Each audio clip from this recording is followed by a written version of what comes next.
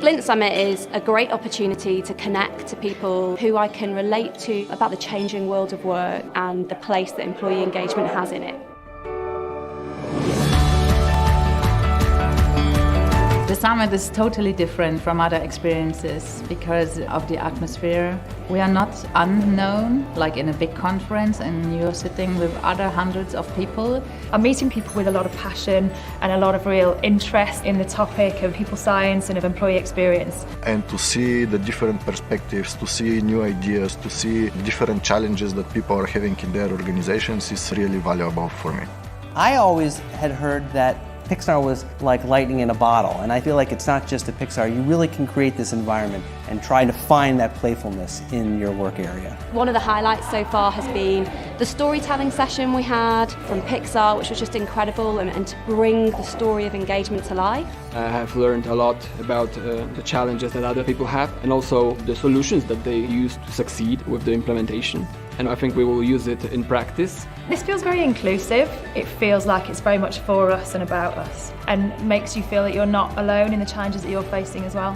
It's really focused on building us as a community. There's a genuine intent to help us with our colleague experiences, and I've been very impressed with the Glint team and the venue team as well. It's been a marvellous experience.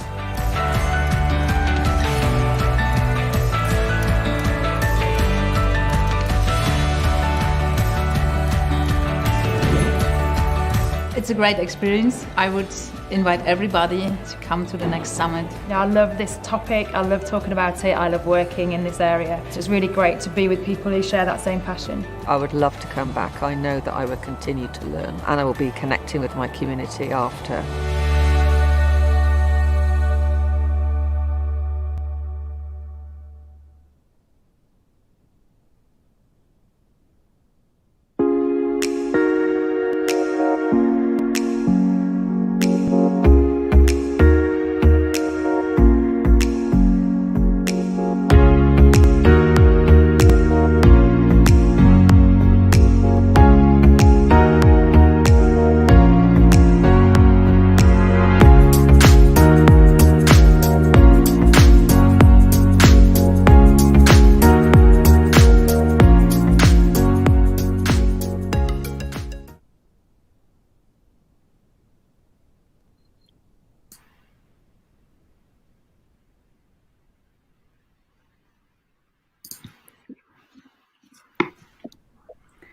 Hello and welcome to the 4th Annual People Success Summit.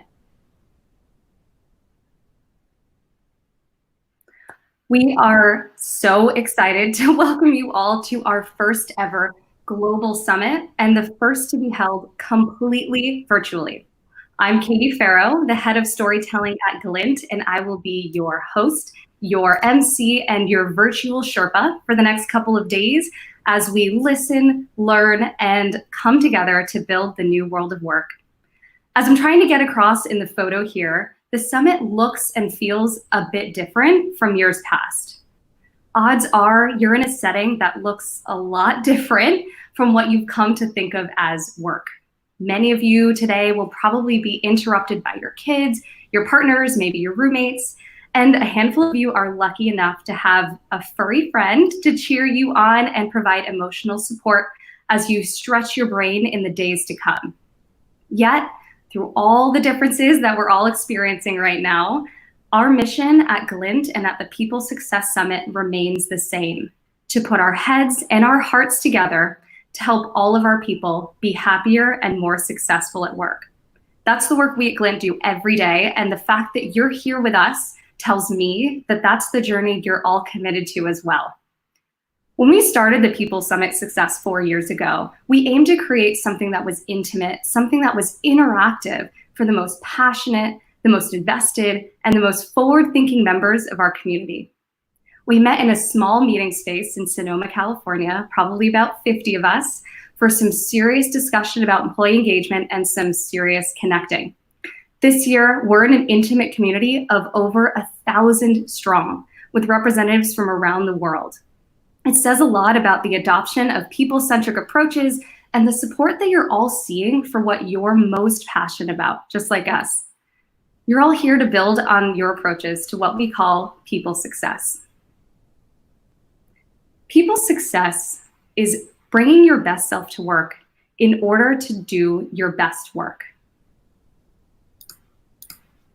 It's an approach that's people-centric, holistic, and agile, and it's rapidly gaining steam as organizations look to create more people-driven, inclusive, and flexible workplaces.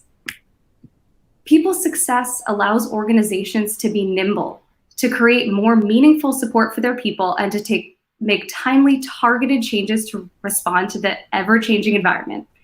People success is an essential foundation to creating an organization that thrives, especially when, as we are all too familiar with, the going gets super rough. You know that people success could not be more relevant than it is today. With millions of employees working remotely around the world, with safety and mental health at risk for the majority of our employees, no matter where they are, what they're doing, and an ever-present undercurrent of uncertainty, having this foundation in place to help your people be their best and do their best work is most organizations' top priorities. In the past 7 months, since COVID-19 was declared a global pandemic, we've heard from dozens of HR leaders and millions of employees through their confidential employee surveys, and we've learned a lot about how employees are feeling right now. At the very beginning of the pandemic, engagement and its related drivers seemed to actually tick up, and there are a number of reasons for that. But since the beginning of the summer, almost every factor driving employees' happiness has been trending down. No drop has been more pronounced than the connection driver. It's no surprise that employees around the world are feeling isolated and feel disconnected from one another. 31% feel less connected to their managers since before the onset of the pandemic. And even more, 37% feel less connected to their teammates. At the same time, we've seen a shift in the elements that employees say are the most important to their happiness. And one of those most significant shifts has been in the area of belonging. Although feeling that you belong has always been in the top 5 drivers for employee happiness across Glint's customers, its impact has increased by 12% over the last 7 months, which demonstrates that we're all looking for ways to feel like we belong, even in areas that we're not super familiar with. Meanwhile, burnout risk has risen nearly unabated since COVID reached a global scale, which is no surprise to anyone on this call. Employees are being asked to do so much more in uncertain conditions, all while finding the lines between home and work to be blurred at best, and in many cases, non-existent. But through it all, gratitude has remained an unrelenting theme. Even as they express their anxieties, concerns, frustrations, and sometimes their sadness, employees are also sharing how it feels to be a part of an organization that cares deeply about their well-being. Not only are they sharing helpful, timely information their leaders can use to improve the workplace, whatever it might look like, they're also saying, "Thank you for asking." And our customers are definitely asking. It's been incredible to see the change in the way organizations ask for feedback since the onset of the pandemic. Across Glint customers, the average number of pulses has gone from a pre-pandemic 3 per year to an inspiring 7 per year. The employee voice is swiftly becoming the blueprint for the way organizations are managing right now, and likely how they will in the months and the years to come, which gets me really excited. What's more, our customers and our extended community are leaning into the wisdom of their peers as we all look for ways to understand, how can I help my employees the best right now? Since the onset of the pandemic, membership in our Glint community has increased by 48%. Even more encouraging is our active participation, which has grown by 2.5 times since March of this year. We've also seen rapid adoption of the People Success Forum, which is a LinkedIn group we created earlier this year to connect HR leaders during the crisis, which has grown to more than 2,500 members of this community and counting. This tells me that we're all looking for support. And that's because since March, We've all been grappling with what feels like this sliding scale of responding, recovering, and reimagining our worlds of work and going back to the beginning again. We've come together often to hear from our customers and from our community the many changes they've been making in response to and because of this pandemic. We all know that this has become a time for organizations to take stock of the many ways they engage their customers, shareholders, and employees and make changes they've always wanted to make, but haven't had the time, urgency, or support until now. We're seeing organizations lean into the concept of people-centric, holistic, agile people programs in ways that they thought were years away and hours of change management involved in that process. And they're doing it overnight. They're empowering their managers, giving them access to regular information about their people and the resources and support they need to have regular, meaningful conversations with their employees. They're simplifying their approaches to people success, streamlining engagement, learning, and performance processes, and aligning them with the rhythm of their business in ways that they've never been able to do before. They're working learning into the flow of work, enabling managers with personalized, just-in-time opportunities to improve their effectiveness in formats that help them put those skills into practice right away. They're designing agile performance approaches that over-index not on rankings and ratings, but on a sense of purpose and the opportunity to develop and grow for both employees and their managers. They're enabling ongoing feedback and recognition that helps employees at every level, including leaders, make timely adjustments to continually get better, improve their skills, and become more impactful. All of these changes have the impact of making people programs both more effective and more manageable for people like you. These shifts in behavior have demonstrated to employees, managers, and leaders alike that they're heard, supported, and valued.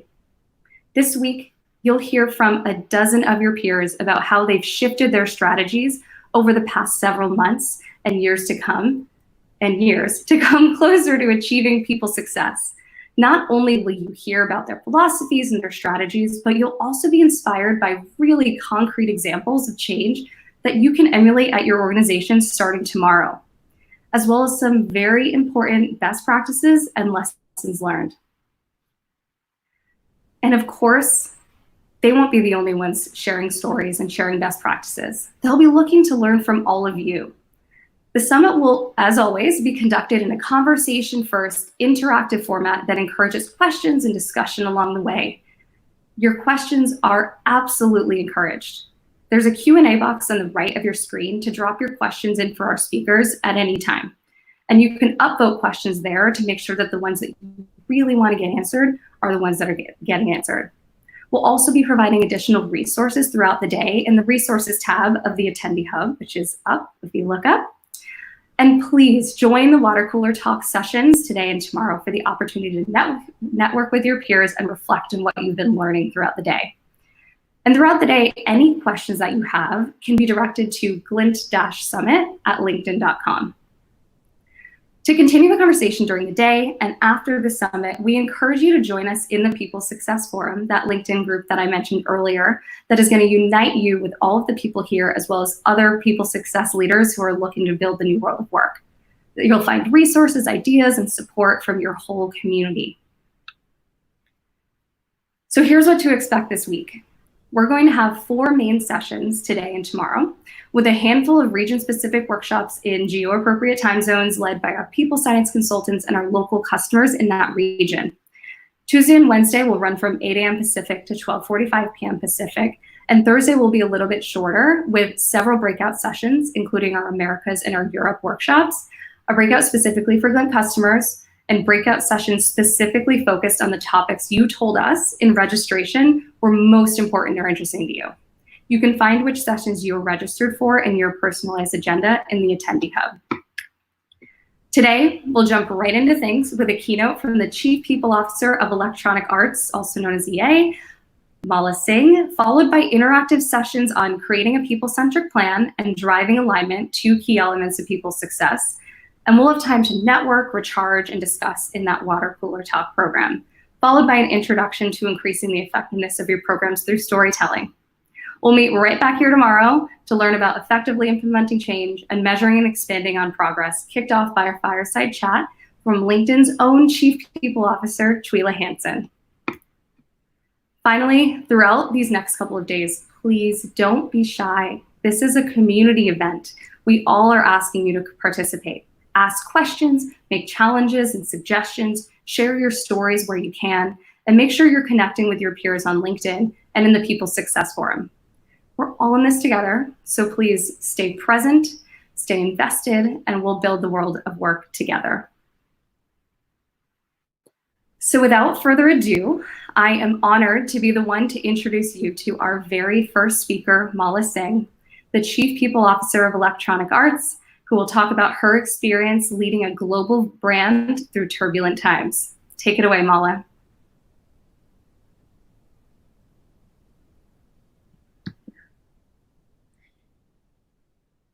Thank you, Katie. Good morning, everyone, and good evening to our colleagues that are joining from Europe. I'm excited to spend this time with you today and talk about leadership through turbulence. And what you'll see in my talk is that the turbulence for electronic arts and for interactive entertainment as an industry started a couple of years ago. So my conversation is about the turbulence we were driving through even before COVID hit. And then I'll talk with you a little bit about how we've been able to navigate through the events of this past year. So let's go to the next slide. And what I would like to share with you is a little bit about games as an industry. So when you think about interactive entertainment and gaming specifically, it's an industry that's grown from a pastime to a true lifestyle. Many individuals haven't fully grasped how big this industry actually has become, maybe more so now that we've all been kind of stuck at home. It's been a welcomed source of entertainment for a lot of people and a welcomed way for people to connect. To share a little bit more about the industry itself, the next slide just talks a little bit about some of the statistics that govern our industry. So specifically, games, this industry generates more revenue than television, movies, and music combined. About 1 in 3 people in the world play games. They spend an average of about 7 hours, 7 minutes per week. And they watch other people play games more than they watch broadcast sports. And so the magnitude of this and the engagement that players have with the content produced in the industry is really staggering. On the right, you'll see some statistics about the United States. The size of the industry is about 43 billion. And if you move to the next slide, we talk about the growth in the industry is pretty dramatic across the world. 10 years ago, there were roughly 200 million people who played games. Today, that number is close to 2.6 billion, approaching 3 billion. And a lot of that was unlocked through things like smartphones and other mobile devices that came on the market a few years ago. So this is an incredibly vibrant industry. And a few years ago, we had embarked on a journey as Electronic Arts going through what we anticipated to be the most disruptive period for interactive entertainment in its entire 45-year history. And that disruption was caused by a number of different factors. Specifically, on the next slide, we talk about shifts in everything from the business model to the product delivery model to platform delivery innovation, as well as consumer engagement. And let me tell you a little bit more about this. So in terms of business model, typically people used to go to Walmart or Best Buy or Tesco or Carrefour, and you would buy the shiny disc in a box and you'd bring it home and you'd play it in your Xbox or your PlayStation console from Microsoft and Sony. The model has now shifted to not necessarily paying that $60 or $70 price point, but free to play. This was a dramatic change that happened in the industry. And so today, consumers want premium games that they might pay $60 or $70 for, and they also want free experiences with live services where they can choose to consume and pay for the experiences that they want. And that business model has fundamentally shifted how gaming companies are making games. In terms of product delivery model, again, it used to go to a retailer. Today, vast majority of games at Electronic Arts are downloaded directly into people's consoles, completely bypassing the need to go to a store and to interact with a salesperson or to see a visual display. It's a fundamental change in how we're delivering to our customers. And that is wholly dependent on technology and improvements and ways that people can download games very quickly. There's not a lot of patience with our gamers when it's time to play their favorite game, to wait for a download. There's also been significant innovations in platform delivery. So for example, some huge players like Google are now creating game streaming services where you no longer require a console. You literally have a controller and a smart TV and a plug-in device, and you can play games. And the reason that that is important is it's a huge technological advancement. If you think about Netflix, from a technology perspective, that's what we call linear media. Netflix pushes out content to its viewers. Interactive media means you're pushing out content and receiving content back from your players, and it has to be instantaneous with no lag. That is a massive, massive technological advancement, and it will fundamentally shift how people play and bring lots more consumers in. And then lastly, what's also shifted is consumer engagement. People, when they have games that they love and enjoy, it's not just about the gaming experience. It's about the social connections that they make with friends. And what we noticed, massive player engagement this year, where people unable to connect physically with each other do so through this virtual world. My now 13-year-old, the strongest connection he's had with his friends this year is playing a game called Apex Legends every day after school for like an hour and a half. And it's as though it's been the important strand that connects their relationship and their friendship. And he hasn't lost anything in terms of what he feels is close friendships with his people. So games have really fundamentally shifted. And so we were already embarking on, as a company, how we respond to these turbulent shifts in the industry. And the first thing that we needed to think about, in addition to how the industry was changing, is the next slide, which is really the labor and talent market shifts. And I know many of you are experiencing this as well. The next generation of workers have very different perspectives about how they engage with their employers. There are lots of demands for new skills as a result of how our company is evolving. And so in addition to the significant disruption that was happening in the industry, there's also disruption happening in the labor market. And we can talk about some of the demands from talent on the next slide, where really, when you think about EA particularly, we shifted to a majority millennial company about 4 years ago. And now we have Generation Z coming in. And what we hear from those workers through Glint, right? So having deep insights from them about their expectations of their employee experience is that the company is purpose-driven and socially conscious. And this was a year that really required us to demonstrate our values and social consciousness and respond to all of the interesting things happening around the world. Diversity and inclusion has to be a clear and present priority. It's not okay for it just to be words. It has to be action. And they remind us of that every single day and expect that from us as a company and from leadership. Mental health needs to be top of mind for leaders. This, again, had already emerged. The world had become a much more stressful place. This year just made it even more difficult. Workforce flexibility, again, even pre-pandemic, we saw lots and lots of demand for more flexible ways of working in terms of both geography, time, et cetera. And we were already exploring how we became more flexible so that we could continue to attract and grow and develop the talent we needed to power our business. Reskilling also becomes really critical. So like many other industries, automation and sophistication in computing technology was eliminating some jobs. Here's an example. It used to take an artist about 3 weeks to create an environment, like a landscape within a game, okay? We now have rendering technology that can literally have an artist kind of in a minute or two draw the kind of shape of a landscape that they want and input a couple of things, and it will render that landscape in minutes. So we went from 3 weeks to minutes. And so these fundamental shifts in technology and automation are also challenging us to reskill our workforce for the next generation skill sets. So as a people function, on the next slide, we talked about, all right, the industry is shifting, the company is shifting, has to shift to respond to these industry changes.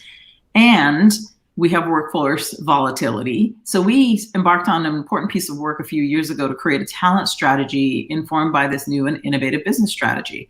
Much of what we do as a people function is connecting that business strategy to talent.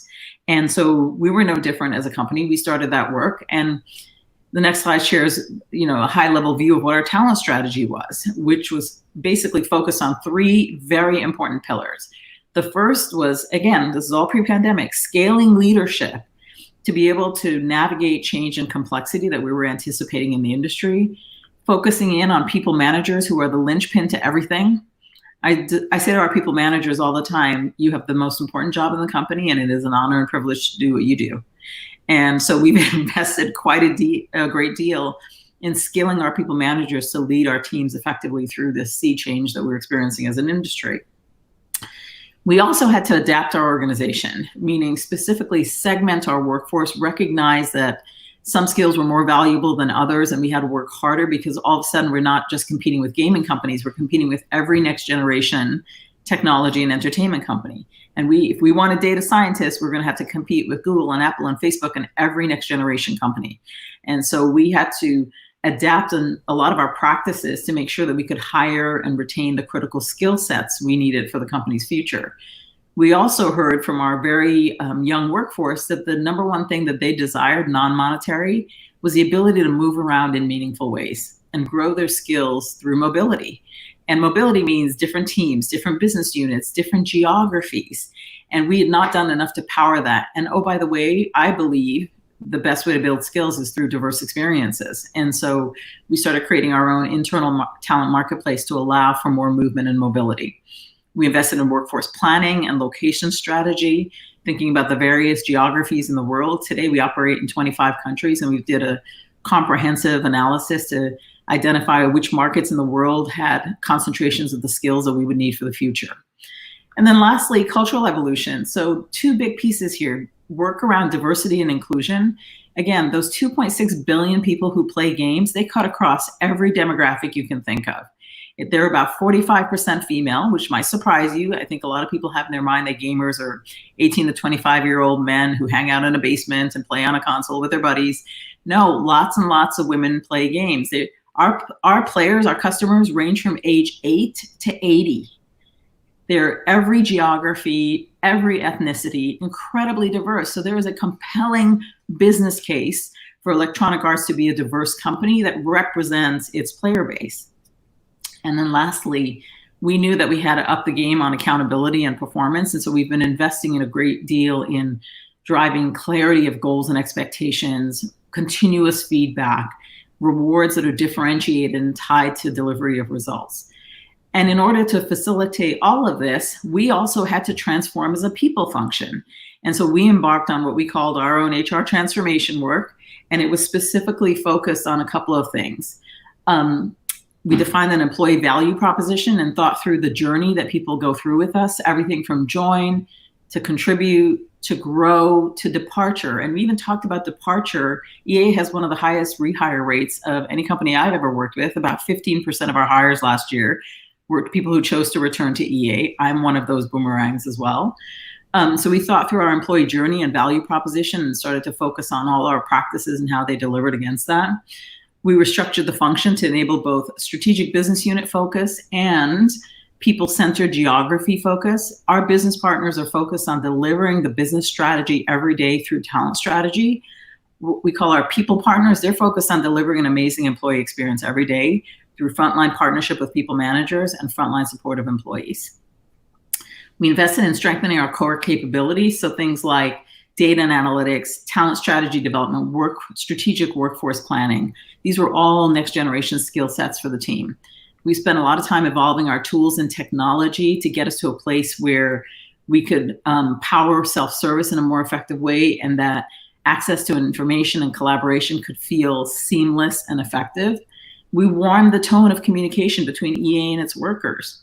So many of our policies were written with this sort of parental tone and this underlying assumption that we think you're going to do the wrong thing, so we're going to tell you all the guidelines and requirements so that you don't do the wrong thing, versus we trust you, we support you, here's some information that will help you as you think about our workplace.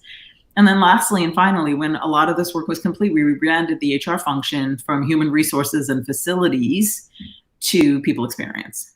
And it was a culmination. So massive amount of work happening. And then this happened, this next thing. So we're already going through turbulence and disruption. And then early this year, again, because we're a global company, we're in 25 countries, Fortunately, and it's hard to say, I know it's hard to say fortunately about anything related to this pandemic, but fortunately, we have offices in Asia. We saw this early. We were able to test our practices to helping people work from home in places like Shanghai. And then as the pandemic rolled across the world, we were able to adapt those practices. And we had enough time. And then by early March, we sent the entire company of 14,000 workers at EA to work from home. So probably much like many of you listening in today. And as we entered this process, there were sort of three phases in how we looked at our management of this pandemic and navigating the turbulence. The first was respond with urgency. Keep our people safe. We sent people home earlier than many other organizations did. We continue to enhance our technology on a site-by-site basis to make sure that it was as frictionless as possible. One of the things we had to do early on was identify a single source of truth. There was so much misinformation out there about the pandemic. And so we had to make a choice as a company of who were we going to follow. And it was the World Health Organization, Johns Hopkins, and Harvard's Institute of Global Health. And so that was important because our people trusted us to help them navigate the information about the pandemic. I started writing to the company on a weekly basis, just touching base on where we are, what's going on. I still do, and I probably will forever now because people have come to look forward for our Friday emails that talk about just where we are in the world and what's going on and what they should anticipate. And we opened a lot of new lines of communication, lots of dialogue between our employees and our leadership so that we can have timely decision-making, allow for ongoing connection with our people, especially as we were all distributed. Those were the early days. Then in the next phase, we moved to a place of what we call stay home, play together. And stay home, play together was a campaign we ran with our players as sort of a public service campaign to support people staying at home. Because at the end of the day, we were trying to encourage the WHO guideline as well and encouraging people in lockdown not to go out. But from an employee perspective, what we realized is we need to meet people where they are and provide resources to our teams to enable them to adjust to new ways of working and the very real personal challenges. We had already invested in mental health, really strong and effective mental health support before the pandemic started. And I honestly don't know how we would have managed this without having a really strong partner there. Our utilization in mental health services went from about 6% prior to pandemic to about 24% today. And so that shows you the dramatic needs that people have to navigate through the difficulties and challenges in their world. We mobilized to reimagine our future. So we formed a group called Project Proteus. At EA, we love giving project names to things. The more creative, the better. Proteus, for those of you who love Greek mythology, is the god of sea change. He's the shapeshifter. And that kind of reinforced for us what had to happen here. We have to shapeshift as a company and adjust to this new way of being. And so we have an incredible cross-functional team whose role is to manage through the three phases of the pandemic. Phase one, crisis management. Phase two, live with it, right? And phase three, the pandemic is resolved and we have a new future that is different than perhaps the future we had been part of. And then lastly, what was important with this was listening with empathy and communicating with honesty. Really spending time anticipating what people's questions and needs were going to be and getting ahead of those. It's really important when you're leading through turbulent times to have deep and open communications with your workforce and not just wait for them to ask you for what they need, but be constantly sensing so that you can actually anticipate those needs and meet them and be honest and open with them in updating about our path forward. We were very honest about the fact that this was going to be a marathon and not a sprint. And I remember the day that I explained to people that we're going to be like this for a while, it was kind of reality settling in for folks. And that was hard, but it built a huge amount of trust between our workers and leadership within the company. And I commented a little bit about this idea of continuous listening, right? It was really important for us. We have an always on, what we call our always on coronavirus survey. And it's an opportunity to give people any day of the week the opportunity to just step in and tell us what's going on for them. We modify the questions sometimes, we ask different kinds of questions, and it gives the Proteus team insights about our design for the future. We've also been doing internal focus groups and monitoring publicly available external platforms for things like sentiment. We are at a record high level of engagement. I can't believe that through this difficult experience that we have been in, we are at a record high level of engagement in the company. And even though productivity is not at 100% because people are schooling kids and dealing with isolation and all of the challenges that come with this, we shipped 8 games this year, which is huge. Other companies have shipped 1 or 2. And so I'm incredibly proud of what we've been able to accomplish. We also have very real-time feedback mechanisms. Like I said, a small frictionless survey that just gives us the opportunity to get real-time, quick feedback about the things that we're exploring. All right.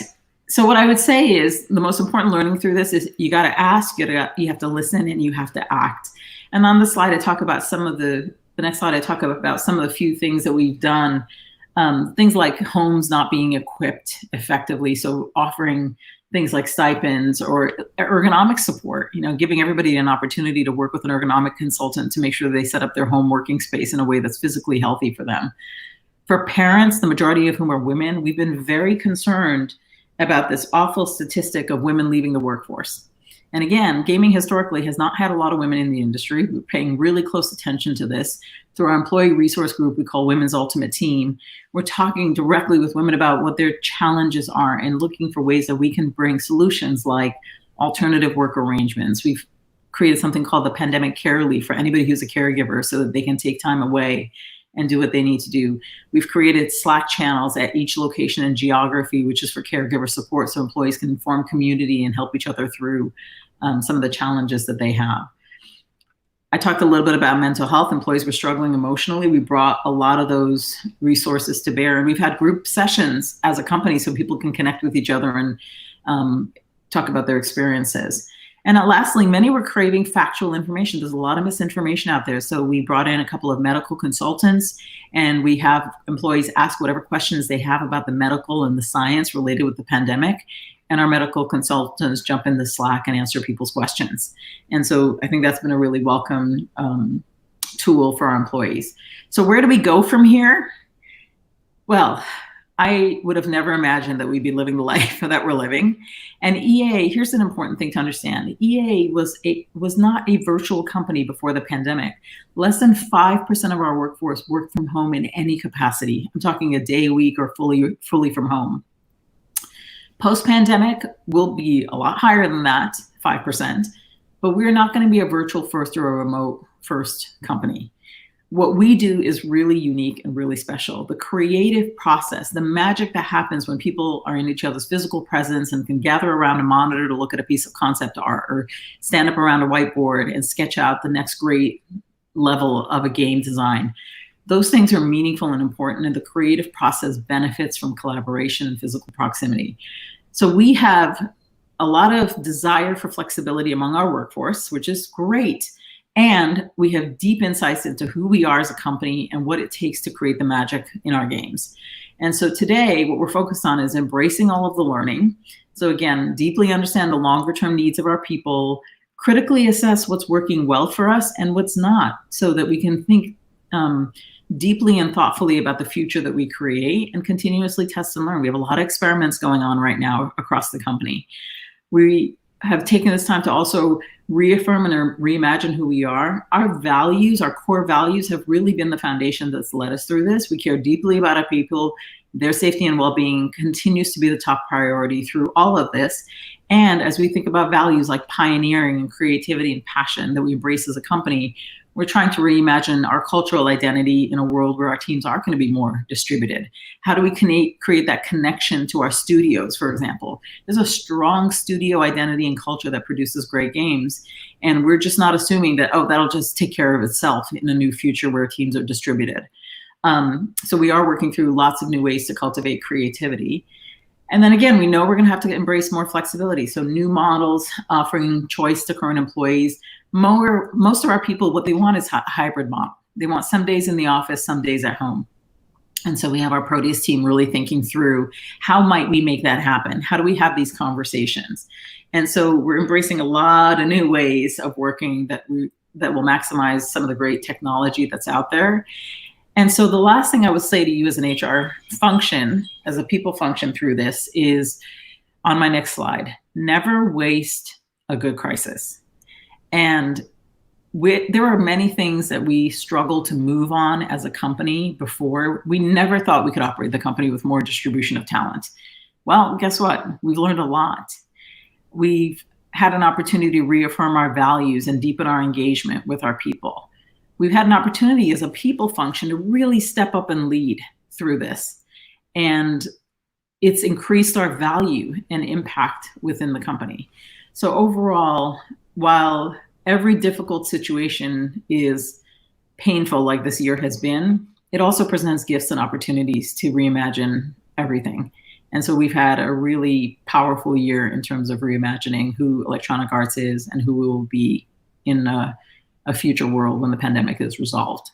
So with that, thank you. And Katie and I will take your questions.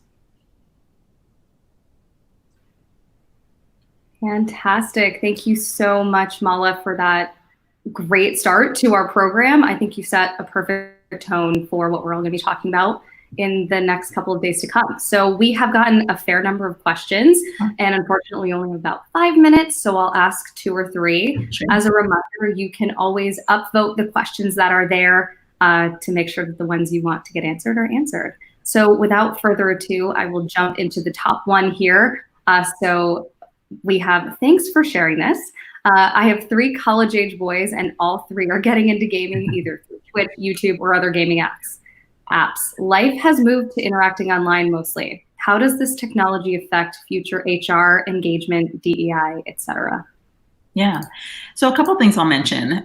So internally in the company, again, we do a lot of stuff online too, right? And what has really been surprising to us is when we do our global town halls, we used to broadcast from an auditorium that would fit about 400 people, and then maybe 1,000 or 2 would join online, and people sometimes would watch it later on. Now we have incredibly high engagement because the technology today has become the all-important equalizer, right? I say to people that everybody's got the same 2-inch by 3-inch box on my Zoom screen. And so one of the opportunities with the technology around DEI just internally is it does create a level playing field for everyone, and people who have not felt included or felt like they belonged all of a sudden do. In games in particular, EA has always stood on a platform around equality, particularly gender equality. We were one of the first companies to represent LGBTQ characters and their stories and narratives and authentic experiences in our games. And we've taken a lot of heat from that with certain groups. But we believe deeply in doing social good, and we recognize the awesome power that we have as a company that has the level of engagement we have. Even within EA alone, we have about 500 million people who just play EA games. And so we believe the authenticity of the characters, their stories and experiences, and how we express those in our games, like how many skin tones people can select when they create their avatar in The Sims, or African-American hairstyles for their avatars. We believe those things are really, really important. And we believe because our demographic that plays games is so young that we can help shape society's perspectives on these things. Thanks, Mala. The next question, can you talk a little bit about your frictionless surveys? Yeah. So there are a couple of things that we do. So we do engagement pulses twice a year, and we do manager surveys once a year so the people managers can get very specific feedback. The frictionless surveys, first of all, everybody's become accustomed to. We have very high participation rates in our surveys, like north of 85%. We usually have, I think last engagement survey we had about 17,000 comments. I mean, very, very high participation. So people want to give us feedback and they want to dialogue. And I think that's because we take the feedback and we actually act on it. When you see low engagement in your survey, it's usually because there's a lack of belief that it's actually going to amount to anything. The frictionless survey, so we created around the coronavirus management, pandemic management, we created an intranet site for all of our employees that's kind of always on, where any information about how they help tap into resources or navigate through the pandemic is there. And we have our always on coronavirus survey. So anytime people pop in there, they have an opportunity within 3 minutes to give us really quick feedback about what's going on for them, right? What are they dealing with? What are the challenges? How are they feeling? Are they happy with our response? And because it lives where people are spending time to find resources and support for navigating the pandemic, that's what we mean by frictionless. Super easy. We try to make sure that any surveying and pulsing that we do is integrated in with our work processes and practices, so it doesn't feel like the side thing that they're asked to do. Great, thanks. And for our last question, how do you approach strategic workforce planning? Has it worked? What has worked well for you is it is critical, but often difficult to do well. Yeah. So we're embarking on this journey, and the first thing we needed to do was really deeply understand the skill sets within the company. And today, I will tell you, there's not a great tool for this to really, not yet, that I've seen that really captures people's skill set. And the way we think about workforce planning is the right skills in the right team at the right time in the right geography, right? And so when you think about that, our teams, our business units and teams do deep reflection on our product development life cycles, what kinds of skill sets, how the world of work is evolving, how the world of game development is evolving, and they identify those skill sets. We then step back and we think through, okay, where are those skill sets in the world available to us? And we think through and really start to deeply hone in on things like flexible and location strategies, distributing development. It used to be that one studio would work on a game at a time. Now our studios tap into flexible resources all across the company. Strategic workforce planning is one of these holy grail kinds of things, right? It's not perfect, it's difficult, it's incredibly complex, there's not great tools. But I think it really starts off with really good dialogue about what your needs are and who your talent is. And so we've been deeply articulating things like job families and matrices that help us understand how people progress in their skill development. We look at compositions of skill sets across the different game teams and how those need to evolve based on how the work that they're doing is evolved. And then we couple it with analysis of availability of that kind of talent around the world and try to build plans over a 3-year period that get us to the place where we have, again, right skills in the right team at the right time in the right geographies. Wonderful. Well, thank you so much, Mala. Unfortunately, we have to end our Q&A right now. And sorry if we didn't get to your question. It's so great to see that so many are coming in. Again, if you have questions and want to connect, join our People Success Forum, which you can find in the links under the Resources tab. So thank you so much for joining us, Mala, and we will move on to our break. Thank you. And before we go into our break, I do want to share something really special with all of you. This week, we're going to learn a lot about the elements about people's success that can help make it a reality. Things like planning and creating alignment across your organization. But what makes these elements really come to life is something that's a little more difficult to define. That's the presence of people-driven leadership. People like Mala who are really taking the organization to the places that other organizations only dream about.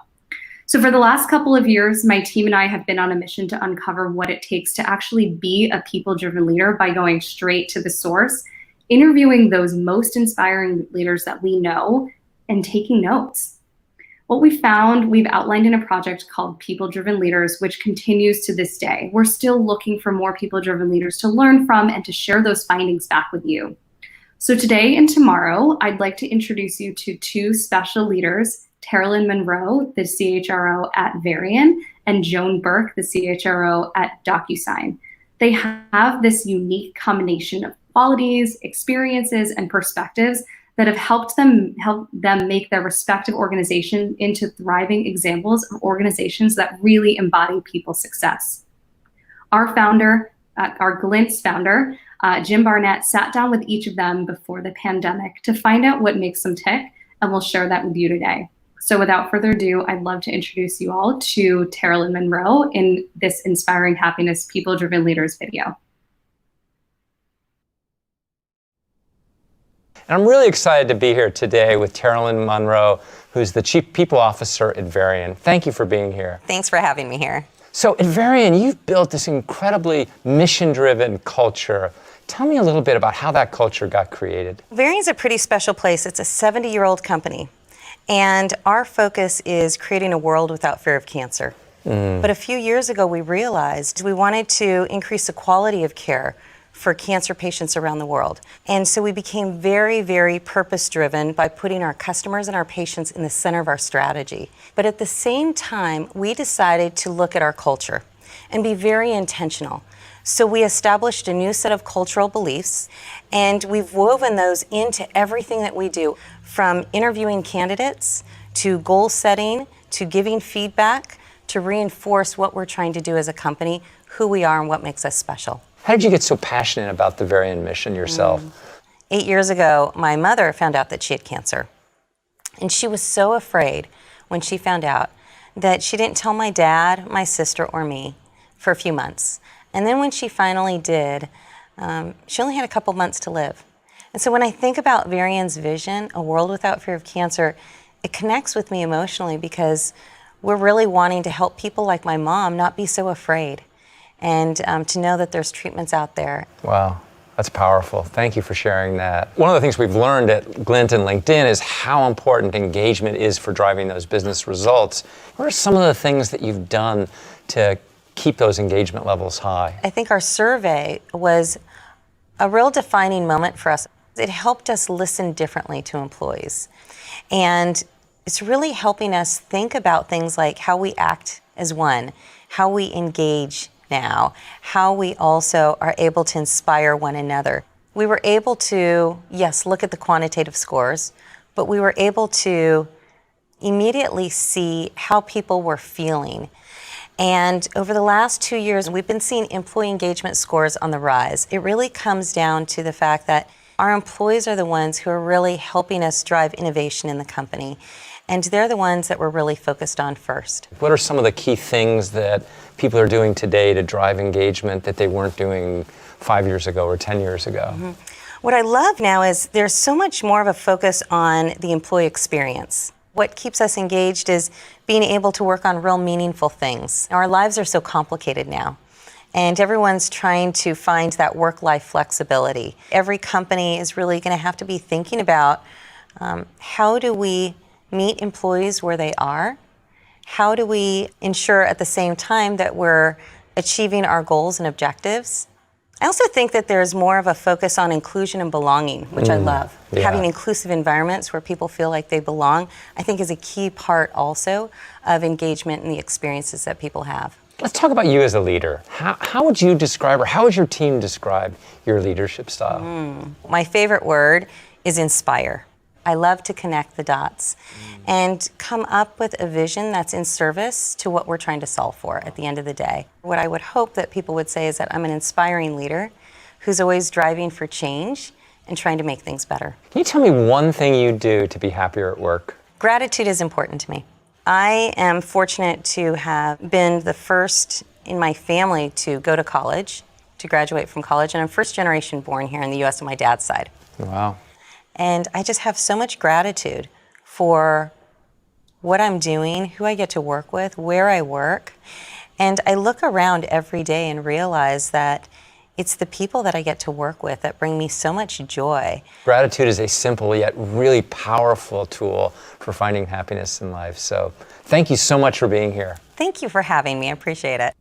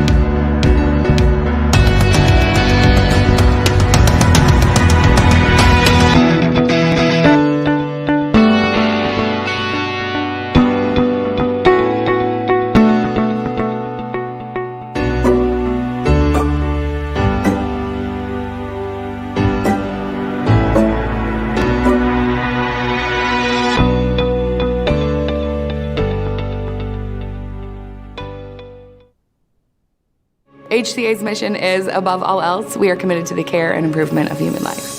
We care about our patients, but it's our family members, it's our staff members. We're all working together for the same goal. HCA truly invests in its people. They focus on us as individuals so that we can provide the best care to our patients. Part of that caring and improving of human life is being there for them when they're scared, when they're alone, holding their hand. We have been using this new survey called Glint, and it's not just a survey, it is a mechanism to be able to reach out and to really connect with our employees. When we first talked about this dedicated time and the frequency and cadence of this employee listening, I think we were all a little bit concerned. I thought that 90-day period, it just wouldn't be enough time for us to get what we needed to get done. I have another thing that's going to take me away from patient care. I've got another email I need to delete. So I wasn't very excited about it, and that was kind of a general consensus. When we saw the value of it after the first 2 cycles and we saw our employee engagement going up, the feedback from the staff as we prepared for the next segment, it took that concern away. And now as I think about the survey, I think, man, it's 90 days. That's a long time to wait to take the survey again. I think the use of Glint helps us understand better what their challenges are, what their frustrations are, and allows us to make changes that will support them. And give feedback on what's going well, what's happened lately that's working for us. So then we get the results back and we see it. We present it to our staff and we come up with our plan of how we're going to be successful. We sit down with our director and discuss 1 to 2 items from the survey that we can improve on as an action plan. Someone does care, and they don't realize how small it is to not have to go to 7 rooms searching for an IV pole or a pump or a chamber just to start a heparin drip on your patient. We've learned how to do staff meetings using social media and just really figured out different ways to reach audiences. Our department's been able to move the needle on many things because we're getting real-time feedback. And so by understanding that employee engagement, it drives us to keep that front and center. It really provides us the correct timing so that we can manage things better on our units. But it's not about me being successful. It's about our team being successful. We've seen a positive impact. Don't be afraid of it. Just roll with it, and you'll see the positive impact too. It has taken me previously over a year to change a culture. We changed a culture in 8 months. 8 months. It's huge, and it really makes your heart smile when you walk out there.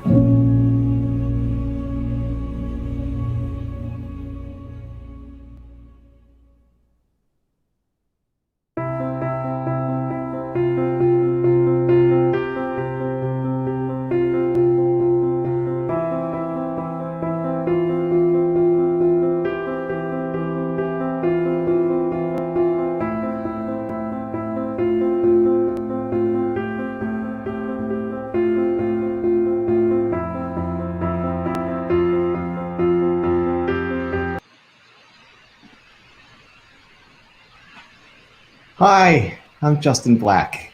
I lead the Glint People Science team, and I love Glint People Success Summit because my #1 job is to increase the impact that people science has on the global workforce. And what that means is helping more people be happier and more successful at work. It's a whole team of us working on this, and we wake up every day focused on this huge opportunity, 1 billion people who can't today say that they're happy and successful working in their jobs. I'm really grateful for the summit because it's a force for change and it's a force for good. And it is those things because it's a safe space where people share stories with a shared purpose in order to make that change. And I hope you'll engage in that way with us today too. I was sure inspired by Mala. I hope you were too. If you look at the topics for today, employee experience, employee engagement, culture, agility, these are not necessarily topics that are novel. These are things that we have talked about before. And so what should you look for? What's going to be different? What's going to catch your attention? What's going to inspire you to do something different? The things that have stood out to me as I've looked through what our presenters are going to share today are really 2 things. One is the candor, and the other is the insightfulness with which they have put together stories that highlight just how human transformation is, even the digital kind, and just how much we have to focus on core habits that sustain us over time. I want to say a quick thank you to Sam and Katie, who have created a space for us to learn and grow through effective storytelling and story sharing. And I'm really grateful for that. And speaking of great storytelling and story sharing, I am really happy to introduce our first speaker, Serena Huang, who's the Global Head of People Analytics at Kraft Heinz Foods Company. Serena, take it away.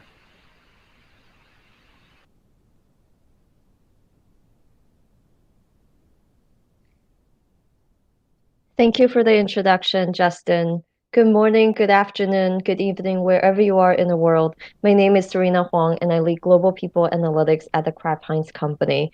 It's a pleasure to be here today. Let me take you back to where we started. It was March 12th, 2020, a day after the World Health Organization declared the coronavirus outbreak a pandemic.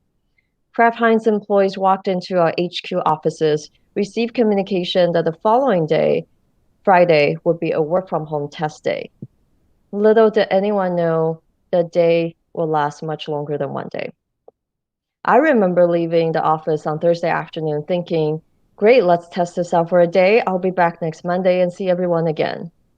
I also remember canceling my business trip to see my team in Pittsburgh for a team assimilation, thinking, great, I'll schedule it for May when the weather would be nicer.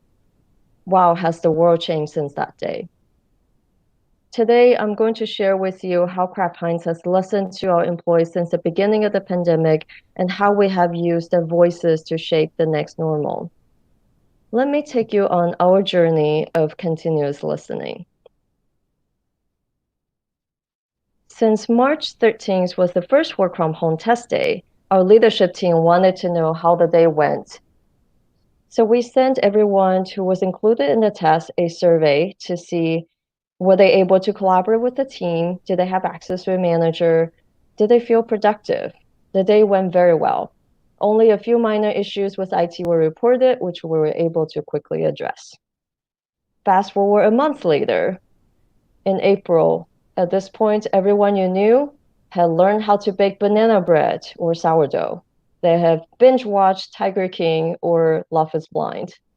And we started to realize it might be a while before we could go back to the office. Our leadership team wanted to do a follow-up to the March survey and see how everyone was adjusting to the new setup. We also introduced questions around communications because there was a lot going on and company had to communicate with employees constantly. We also introduced a first question around health and well-being based on some of the comments we heard from the prior survey, along with external research my team did. Fast forward another month in May, the fatigue has really started to set in. At this point, everyone you knew got tired of baking banana bread. They had Marie Kondo their closets, possibly twice. And we started to hear from our employees that they were tired of being cooped up in a tiny apartment. Some of them were tired of fighting over office space in the house. So our leadership team wanted to get a sense of our employees' readiness for return and their concerns for the return when it's safe to do so. So we sent out our first ever global return to office survey. Our team designed a survey, getting a sense of everyone's concerns. Boy, were we glad that we asked that because we were rushing to reopen the office safely, figuring out elevated protocols and so on, sending everyone PPEs. What we heard loud and clear from our employees with 70% response rate was that there's so much uncertainty right now. We were not sure. We also found out that a global mandate or policy on the return to office would not work given the city and country-specific challenges with the pandemic. We also found out that health and well-being, stress and burnout are huge concerns at this point. So what we found in these three surveys was that health and well-being are coming up as a huge topic. Unlike the previous crisis, in the 2008 financial crisis, this pandemic has really elevated health as a concern away from HR and benefits traditionally into the boardroom. This is now a C-level concern. With our leadership support and our legal team sign-off, we launched our very first global health and well-being survey in the following months. So with that, we were able to gather insights on stress and burnout with our managers. We found out a specific group of individuals that needed additional support, which was our people managers. If you think about it, they are now leading in a very different way than they have in the past. So because of the sensitive topic, we decided to, instead of follow-up surveys, conduct a virtual focus group with our managers with roundtables in the following months. These insights from the June survey on health and well-being, along with the follow-up roundtables, provided us really nice context that we are able to then shape our strategy, which I'll talk about a little bit more. So that's our continuous listening strategy journey since the beginning of the March. So you might be wondering at this point, wow, that's a lot of surveys since March. How did that translate into strategies? It has definitely shaped our strategy in two areas. One, around future workplace. Second, health and well-being. So as I said, the return to office survey was eye-opening for all of us. Because we heard so many employees say they wanted to come back to the office, it was helpful to confirm that there are lots of personal situations that were outside of the company's control, such as school reopenings, such as public transit safety, and we needed to instead focus our efforts around flexibility, defining a policy that works for us in the future. We need to define the identity of our office. Is that a space for collaboration or for work or for everything? We don't yet have an answer. What we do know is we want our employees' voices included in that conversation going forward. On health and well-being, as I said, it was the first health and well-being survey we've ever launched globally, and it was very insightful to find different pockets of population that needed additional support. We have since then rolled out additional benefits for our employees, and those insights from the survey plus the focus groups really make sure we were focusing our efforts in the right place. So what are some of my lessons learned? Well, I'll share a few lessons learned. One is to, throughout the surveys, one is to have very specific and clear purpose of each survey.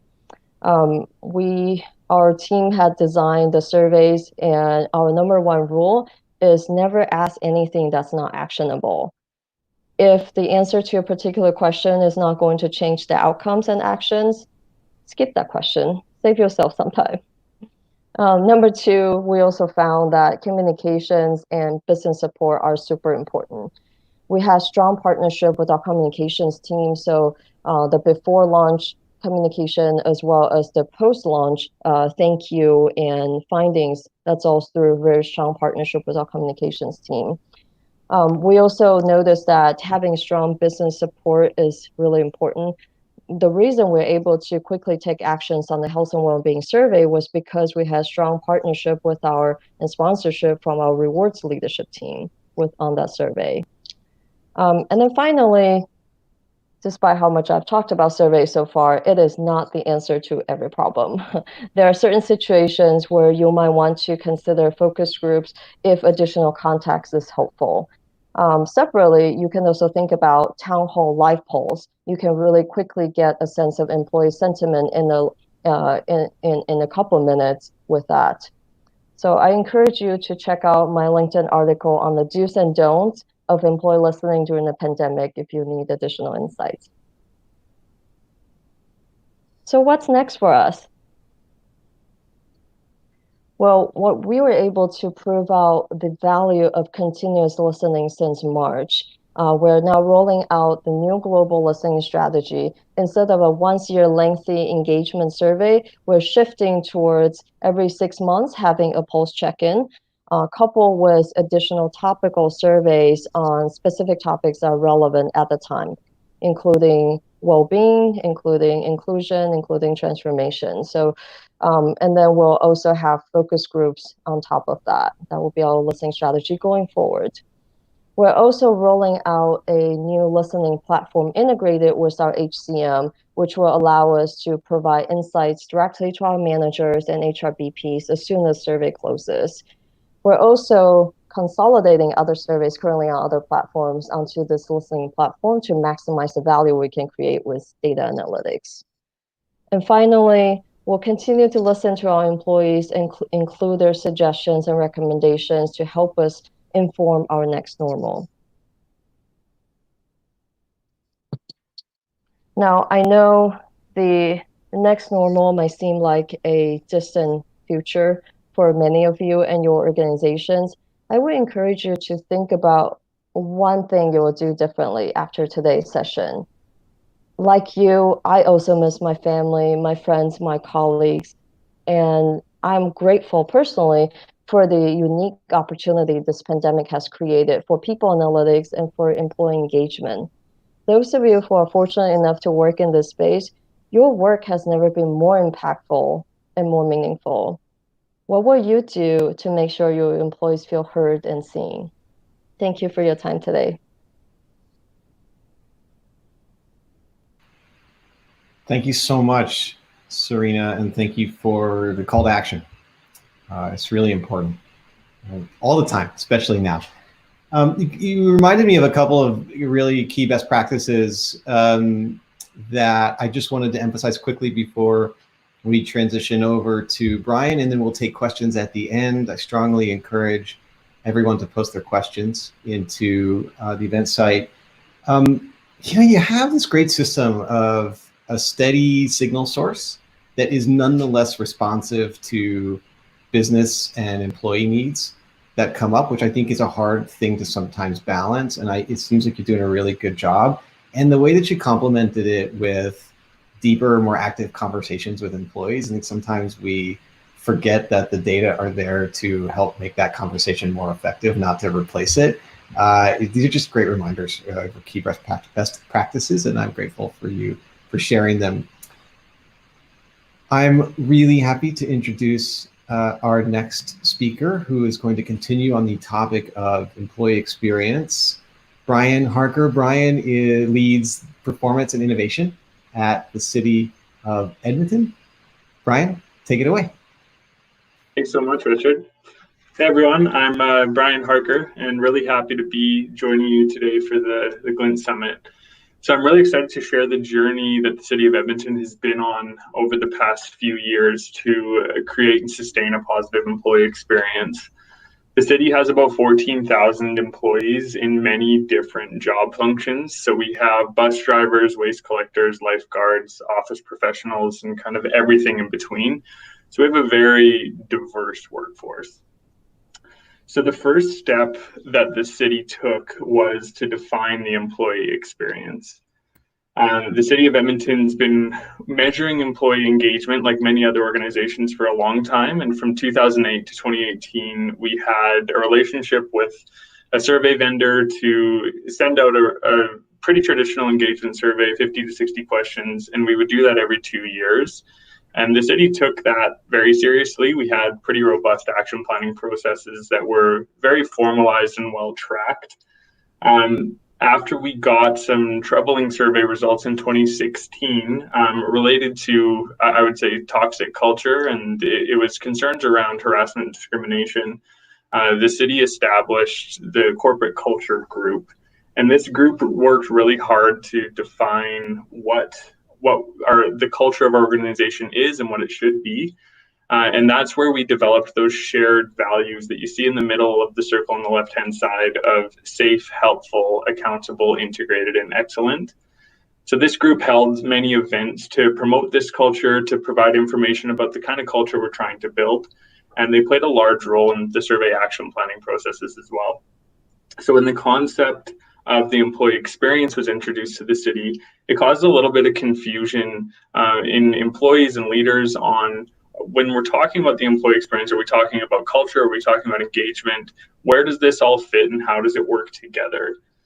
So we had to do some work to clarify what that relationship was. And we discussed this at length together and decided that as employees lived the shared values of safe, helpful, accountable, integrated, and excellent, our culture is enhanced.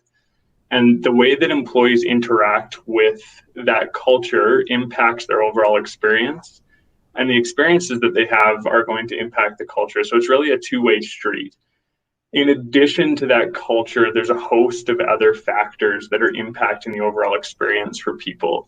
So whether or not they have the tools they need to do their job well, whether or not they had a long and stressful commute on their way to work, whether they're feeling frustrated about a challenging task, all those and many, many other functions and factors are making up their overall employee experience. And when employees are having positive experiences at work, it's much more likely that they're going to be happy, engaged, and productive. And that's the outcome that we're really working towards in our employee experience program, is to have happy, engaged, and productive employees. So how do we create and sustain consistently positive experiences for employees at work? Through extensive consultation with leaders and research of best practices, we've learned that there's really six experiences that employees are looking for at work. And you'll see those on this slide, and that's meaningful work, growth opportunities, a supportive environment, wellness, trust and leadership, and empowerment. So let's take a look at each of those to understand what employees want to have in the workplace. So meaningful work is about feeling connected to the overall purpose of the organization through the work that employees do every day. And for us, this is really about making sure that employees understand the city's vision and understanding how the work that they do every day contributes to that vision. And many researchers that we spoke to and engaged with would argue that the meaningful work is the single strongest contributor to the overall employee experience.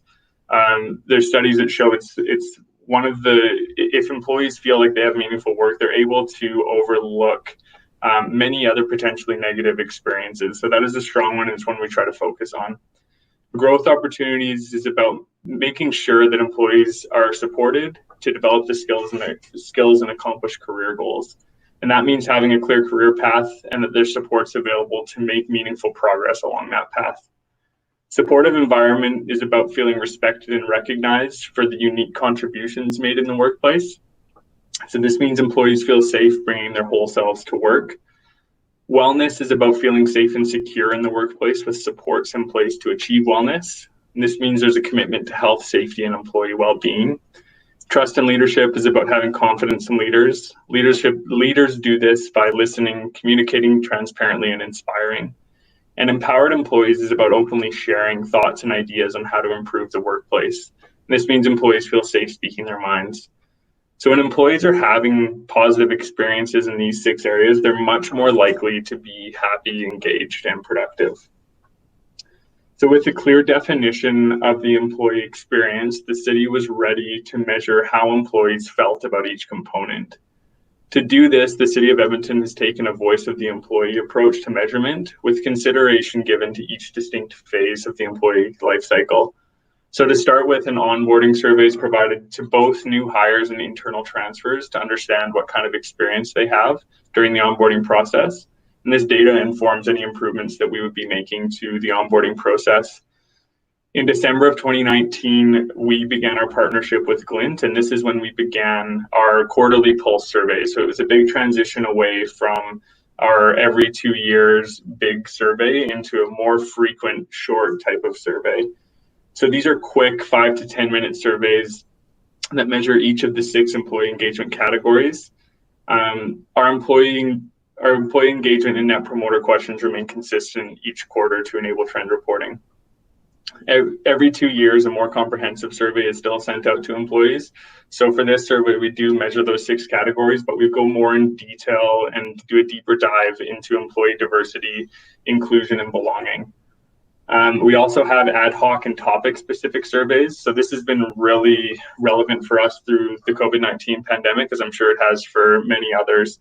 We've had opportunities to ask really specific questions about how we can better support during the pandemic, what the city's response has been like to the pandemic.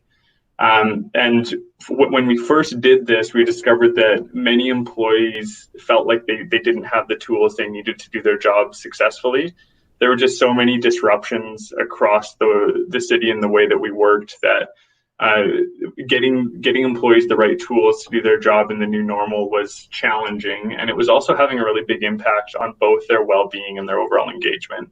So the city made it a priority to make sure that we got people the tools that they needed, and that looked different for different areas. The operational areas, we had to rely on supervisors and frontline managers much more than we did for some of the more corporate areas and office workers that were working remotely and making sure that they had the technology and tools to work remotely successfully. We also did a flexible work survey that allowed us to see how many people would prefer to return to the office, how many people would prefer to stay at home, and what that mix looked like, and different concerns that we should consider when we were developing our permanent flexible work solution. And that was really helpful to have that option to be able to reach out to employees rather than develop that in a vacuum. So it was much more inclusive. We also have our light bulb initiative, and this encourages employees to bring innovative ideas forward to improve the workplace. And this initiative is the first step to really enhancing innovation at the city and encouraging continuous improvement. And then we have exit surveys that are sent to departing employees to understand why they're leaving and how we can improve. So we continue to explore additional ways to improve and enhance the voice of the employee, but starting with a really clear definition of the employee experience, including the categories that we're measuring, was really crucial for us to develop a focused and meaningful voice of the employee measurement approach. So to encourage active participation in the Voice of the Employee programs, it's really crucial that action is taken and visible. And this really starts with a strong commitment from leadership. We wanted to make sure that we weren't running into consistent survey fatigue with doing this so much more often. So we wanted to really get the buy-in of leaders to make action visible so people saw that their opinions and voices were valued. So in 2018, following less than desirable results from the survey, we established the leadership approach of listen, learn, and lead. So listening is about really understanding the unique perspectives of employees with a broad diversity of backgrounds and experiences. It's about making time to hear one another's experiences and feelings in an open and empathetic way. And then learning is about using those perspectives and ideas to shape the way that we think, and leadership being open enough to allow that to shape the way that they think. And then leadership's about applying what they've learned to make decisions that improve the city. And because of the diversity of our workforce, we have processes to promote action planning at the local level in addition to the corporate level. So it's really important that our bus drivers can act and have a different action planning process than our office workers. And that applies kind of across the board just because their actions look so much different. And Glint really enables that in a really powerful way with the action planning supports. So based on what we're hearing from employees through a Voice of the Employee approach, we've been focusing action on inclusion. So an example of that is our Art of the Inclusion initiative, which asked employees to submit poems, sculptures, paintings, and other work of art to illustrate what inclusion meant to them. The art's now on display throughout the city, but it's also displayed alongside our refreshed diversity and inclusion framework, the Art of Inclusion. We've also established, to really promote this idea of inclusion, employee resource networks. So these are employee-led, and they're dedicated to fostering a diverse and inclusive work environment. So some of our employee resource networks are Women at the City, Edmonton Indigenous Employee Resource Network, Pride at the City, and Racialized Employees and Their Allies. And right now, we're using those committees to run some more detailed actions from our latest corporate surveys to get their thoughts and opinions on how meaningful those can be, and running some focus groups on how do we really enhance some of the things that we're working on. So they're incredibly useful for us, and we hope to continue to engage with them. So very, very happy and pleased to be able to present to you today. I'm happy to take any questions that you might have. And yeah, thank you. Brian, thank you so much. That was great. You had me thinking about a different kind of art, actually, which is the art of surprise. And, at least in the United States, we don't generally think of our government as very innovative. And so to see the work that you're doing in the city of Edmonton, it's really inspiring. The other thing that really stood out to me is something I've been thinking about with regard to employee experience. If you define it, it technically is everything. And so one key takeaway I think that I took from you is that employee experience is however we define it for us and operationalize it for us. And it's important to do that work in a rigorous way. So thank you so much for that. I learned a lot in the last 12 minutes. We have 23 minutes or so for questions for the panel. This is the point at which I'm normally worried about tripping over the steps as I go up onto the stage to join you guys. Thankfully, don't have that concern today. Welcome, Brian. Welcome, Serena, to the conversation.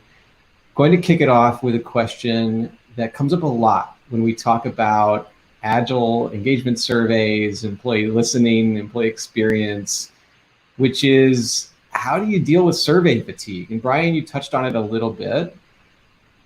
Can you both talk to us about how you control for it, how you focus on it, in addition to getting buy-in from the business so that it seems like a good idea? What are some of the other things that you focus on to prevent survey fatigue?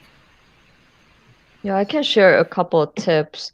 One, we certainly keep track of the response rate. So if it's a similar survey and the response rate starts to dip, it might be a sign that people are getting tired. Second, I would say I haven't really experienced survey fatigue in my time at Kraft Heinz. Our employees are really willing to share as long as they think someone will take actions on their feedback. So I think it's not so much survey fatigue, it's really inaction fatigue. So we talk about the action planning timeline even before the survey launch to get buy-in on who is doing those action planning, who's having the conversations, and set the expectations for our employees that those action plannings will come.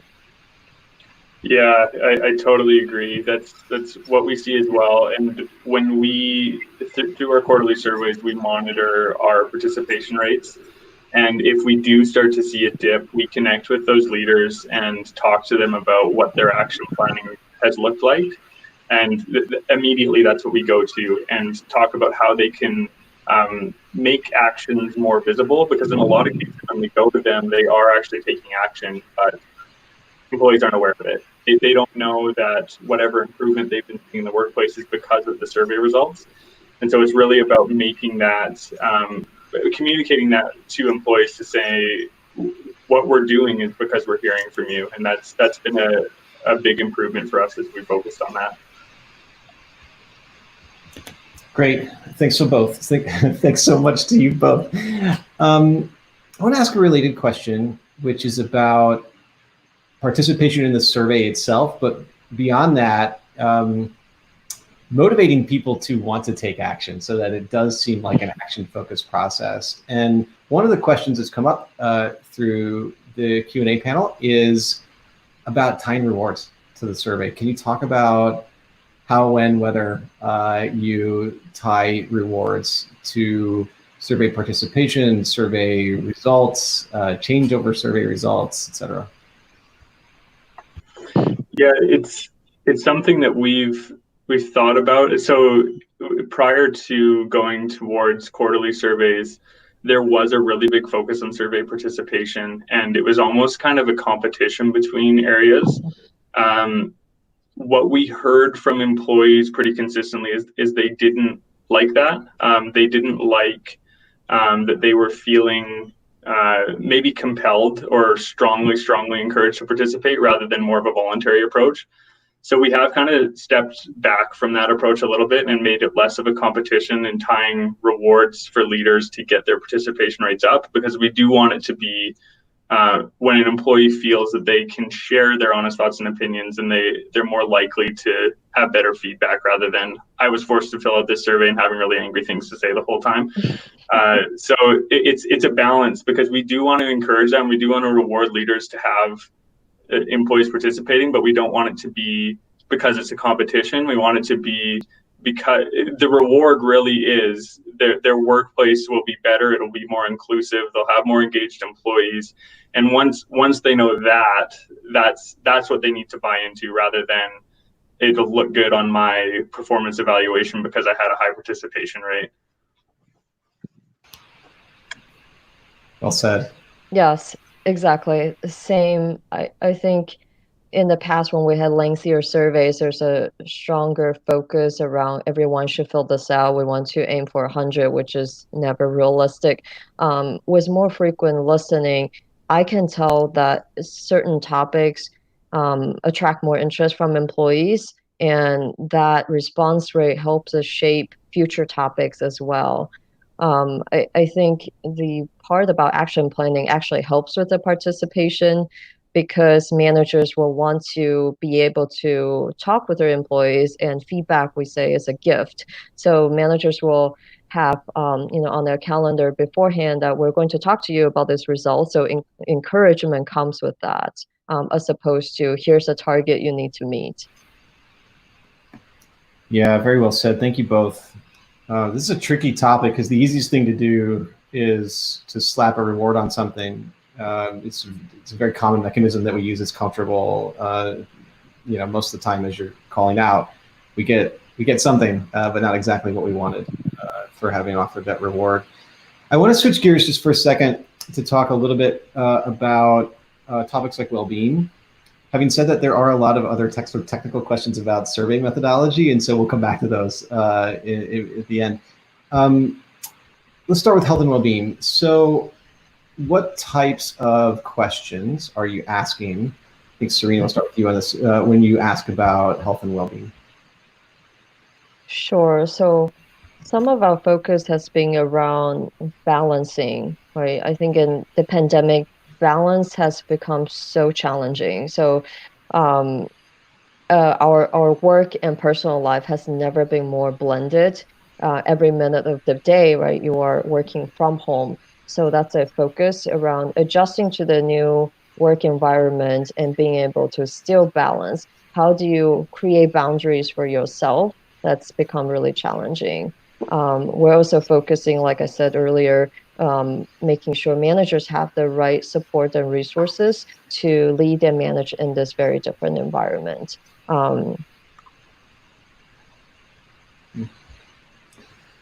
Yeah, I think for us, the big question that we have started asking, we weren't asking it before COVID, but we started on our first pulse in June, was how are you doing? And that was really just a well-being check-in that we hadn't asked before. And we're really glad we did start asking that, because it's important for us to understand how our employees are doing, but also tie like what other areas are closely aligned to how people are doing. And it was really interesting to us. So I touched on it a little bit in our presentation, but the most strongly correlated to overall well-being was whether or not people had the tools to do their job, which was kind of odd to us at the start, but as we thought about it, it made more and more sense. And that tie wasn't there for overall employee experience, but it was with well-being. So we're finding that it is different, and that how are you doing question is good.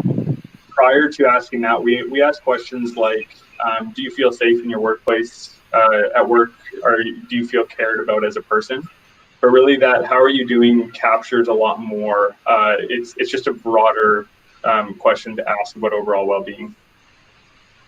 Such a good call out. And we see these patterns in the data normatively across companies also. And I think, Mala hinted to it also when she was talking about productivity, this idea that we might be producing more and yet still feel less productive at the same time. And this relationship between resources and balance and workload. We see in the data that balance matters more than workload. I can have a high workload, I can still be productive, and if I have the tools to feel balanced in that, I'm actually okay. But if I don't, the impact of balance on well-being is a lot stronger than the impact of workload. So it's reflected normatively, not just in the data you're seeing. Brian, thank you guys both so much for sharing that. It's a sensitive topic to ask about, for the people analysts and engagement experts to come in and ask about health and well-being. It's more common in some organizations than others. It is, or was, before March 2020. It is certainly very common now across the board, across our customers. Staying on this topic of how the COVID-19 pandemic impacted us, Serena, could you talk a little bit about, to extend on this topic you discussed about employees wanting to return to the office? What about the other ones? What about the ones who did not feel the same way, or the ones who preferred working from home? Can you talk about how you're working to understand their needs and respond to them? Yeah, for sure. I think flexibility has been a huge topic, at times controversial for many organizations. So we always have we have very levels of comfort with our leadership team or our managers who may prefer their whole team to be in the same space. We also know from conversations with talent acquisition, it's much easier to attract talent if you have flexible work policies. So that's a huge driver for us, right? In challenging times, to find talented individuals who may not be willing to move to open up the door. So I think even prior to March 2020, we started to get some data around this could work if we have some employees working remotely, and then now we're in a full-blown experiment worldwide. We're able to gain more insights around perhaps the type of roles that work really well remotely and the type of roles that may not work as well remotely. Yeah, I found that really interesting to hear Serena talk about how people did want to come back to the office. And I think you must, number one, live in a warmer environment than us. In Canada, there's a blanket of about a foot of fresh snow outside right now. So when people are like, oh, I can work remotely, they don't have to go brave a blizzard every morning in Canada. So that, but we heard the opposite, I guess. So we heard from employees that they were happy to continue working remotely. And the vast majority of the reasons for that were safety. So it was safety related to when they're in the workplace, can they maintain physical distancing when they're commuting to work, safety from public transport. A lot of people expressed that they didn't feel safe taking the LRT system in our buses just because they'd be in such close contact with people. So that really pushed us to work to develop our permanent flexible work policy, which was something that we had talked about prior to COVID-19, but now we actually have a permanent policy in place. So it really, really accelerated that work from probably a 3 to 4 year timeline to a 3-month timeline. So it was intense, and we have it now, and it's great. So, and that was all based on employee feedback. I love this. I'm thinking about, so was it 20, 25 years ago now, Serena and Brian, that Denise Rousseau introduced the concept of idiosyncratic deals. And, you know, what we're seeing in the work you two are describing is that brought to life for employees, and not just an academic concept, but, you know, this idea that we understand that each of you is different, and we're going to ask you about that regularly and try to respond best we can and let you know when we can't. It's great to see it in practice. Let's go to innovation for a second, and Brian, will stay with you. Could you just there are a few questions. You drummed up a lot of interest in some of the innovation initiatives. Could you talk a little bit more about the light bulb initiative and the art initiative for D&I? Sure. Yeah, so light bulb initiative, it's something that we piloted internally with one department. And basically, we asked employees to come forward with an idea to how just any ideas to enhance the workplace. And that could be to make a better experience. That could be to make the workplace more efficient. That could be to serve our customers better. It was really wide open. And then we had a panelist of our leaders that they could pitch those ideas to. And for the first round, there were about 25 ideas, and our leaders were totally and completely on board, and they implemented all 25. And I think if you're thinking about doing an innovation initiative, make sure your leaders are 100% on board before you even roll it out. Because if you do this and you ask people about it and then nothing happens, you will lose all momentum, and you won't be able to do it for another 1 or 2 years until people have forgotten about that. You need to be able to demonstrate that. So with that success of implementing all 25, we were moving towards a more comprehensive corporate-wide light bulb initiative.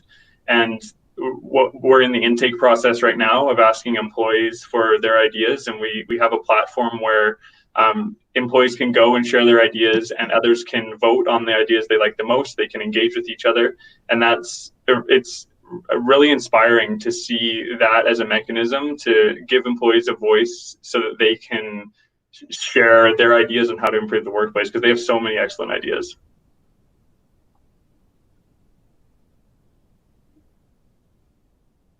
We actually did a similar campaign earlier this year.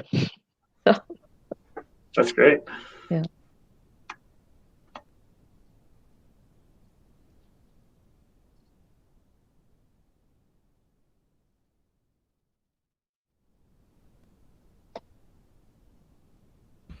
I'll try asking my next question unmuted. Serena, can you just dig in on that a little bit? So you tried it. Did you have similar experiences, Brian?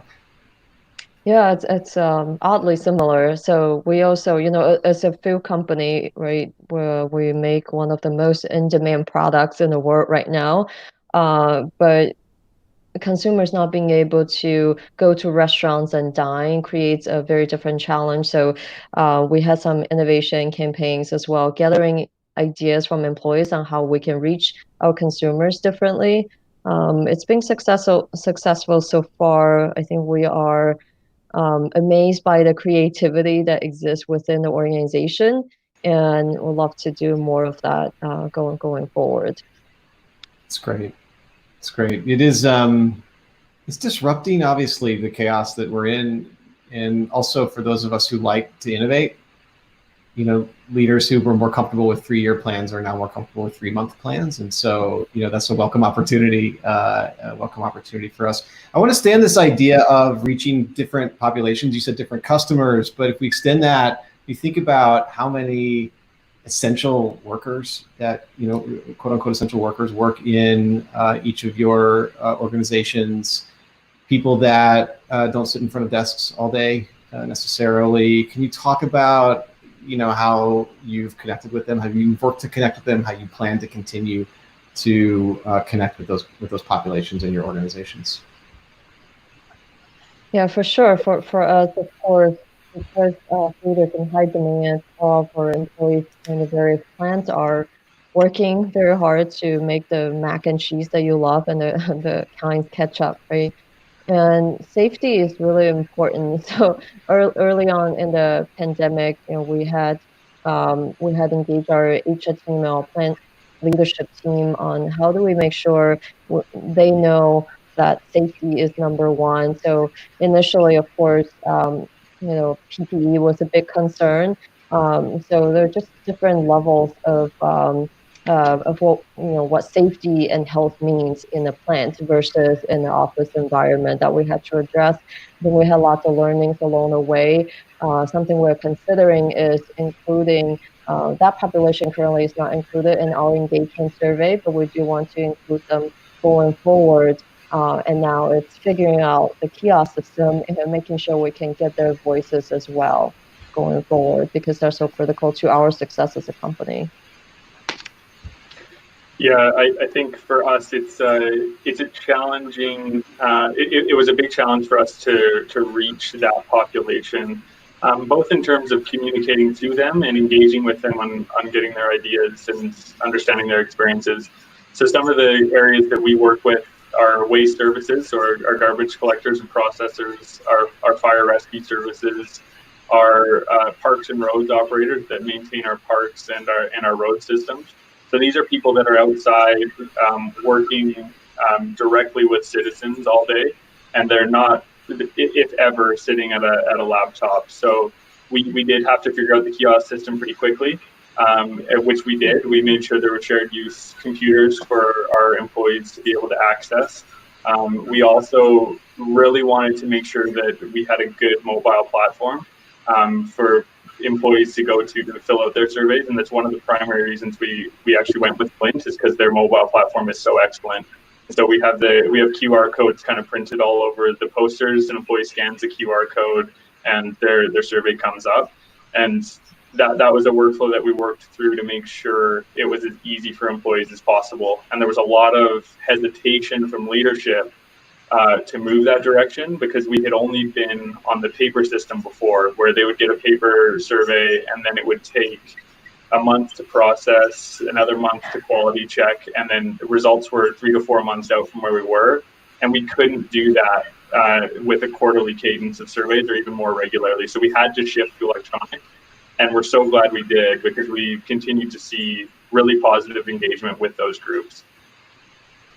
It's a great call out, and such an important reminder for us. I think, Serena, you called it out. Brian, you also called it out, to only ask the questions we must ask to get the insight that we're looking for and know more. Because, taking people out of their jobs, not all of them would normally be doing this type of thing anyway. And it's not an easy switch for everybody, but also how awesome that technology has made it easier for us to connect with these populations on a regular basis. Whereas before, I remember these days, I used to process paper surveys, one of my early analyst jobs, and it just takes a long time. And those populations ultimately don't get as frequent a touch point as others in the old way. Great. Let's close with a question about quality. I'm going to end it here. So, how do you maintain the quality of these platforms that you're building? Meaning, you're asking for a lot. You're asking employees for feedback. You're asking managers to pay attention to that feedback and use it, or that data and use it. How do you ensure over time that everyone continues to see it as useful and wants what you're giving them and finds value in what you're giving them? Who will start with Brian? You're nodding, so I'll start with you. Yeah, I think so. Number one, Glint makes this so easy. I'm so amazed with the constant improvements and enhancements that come out from Glint. Like every month or 2 months, there's new features and things that make the platform more meaningful and more useful for our users. And that is a big thing for our leaders, to be able to go on and see things that are enhanced and see things that are improved and see it as really easy to use is really important for us. So from a platform perspective, we really appreciate the effort that Glint does put in and continues to put in. I think from a survey design and methodology perspective, we really prioritize simplicity. So many people, every time we do a survey, they're like, well, why don't we ask these 5 questions, and why don't we throw these questions in and verify these things? And it's really, really important to us that we hold the line on making it as simple and straightforward for employees as possible, because we want that experience to continue to be relatively easy, relatively not as disruptive as it could be. And for us, that's really important, and we're going to continue to make sure that we have a simple, straightforward survey that everyone can understand. Thanks, Brian. Dr. Wong, the final word on this session will go to you. So Justin, we are in the middle of our engagement survey, so I think I will know more after the results come out. What we plan to do, though, is certainly keep an eye on action planning, along with all the follow-up surveys. I think we'll be able to see if areas of concern are improving. We'll let the data tell us. At least that's my plan for now. What a great answer from a global people analytics lead. Thanks for closing us there. Serena, thank you very much. Brian, thank you very much again for your inspiring stories and for your authenticity, your candor. I've learned a lot. We'll close there, and I'll pass it off to Katie to take us on to the next session. Katie, take it. All right. Thank you so much, Justin and Brian and Serena. Again, so inspiring to hear your stories.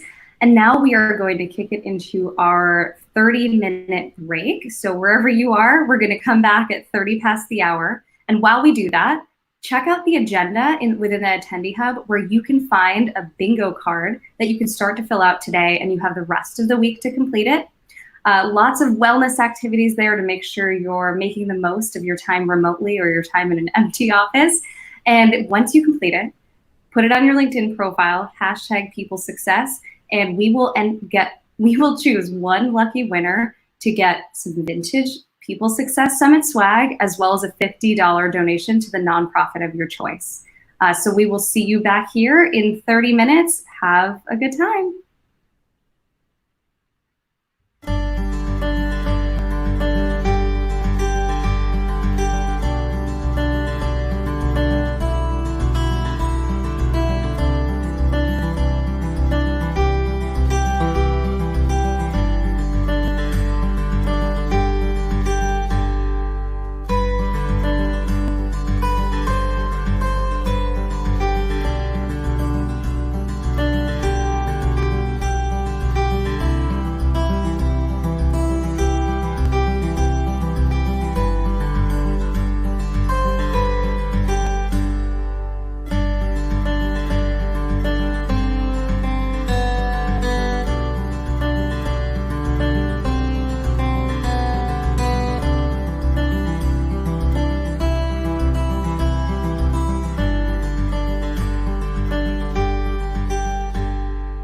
We deliver even better content, products and services for our customers.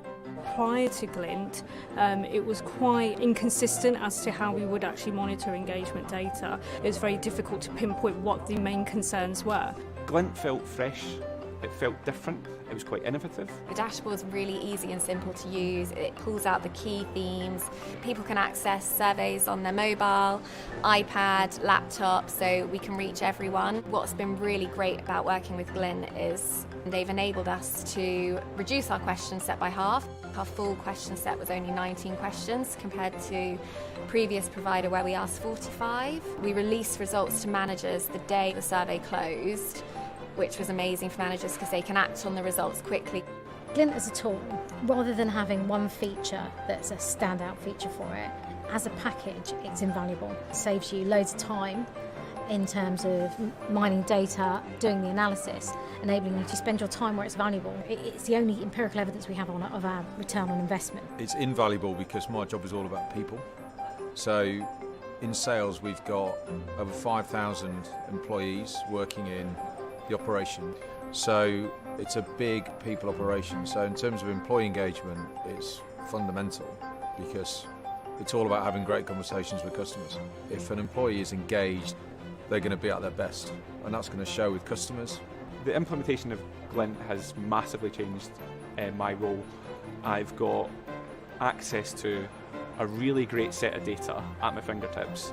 In an insight role, the power and the potential of that data is enormous. The teams would say that since using Glint, quite a lot has changed. It gives them a platform to have their voice heard, and then because it's such a simplified process, we can really break that down into a very effective conversational tool. So it's an ongoing conversation instead of a one-off activity. Employee engagement is vital to the success of Sky. We do see people as our greatest asset, and if that is the case, harnessing that and understanding what drives people, what motivates people, understanding the culture that we have here so that we can retain our best people and attract the people into this organisation by selling them a compelling vision of what it is like to work at Sky.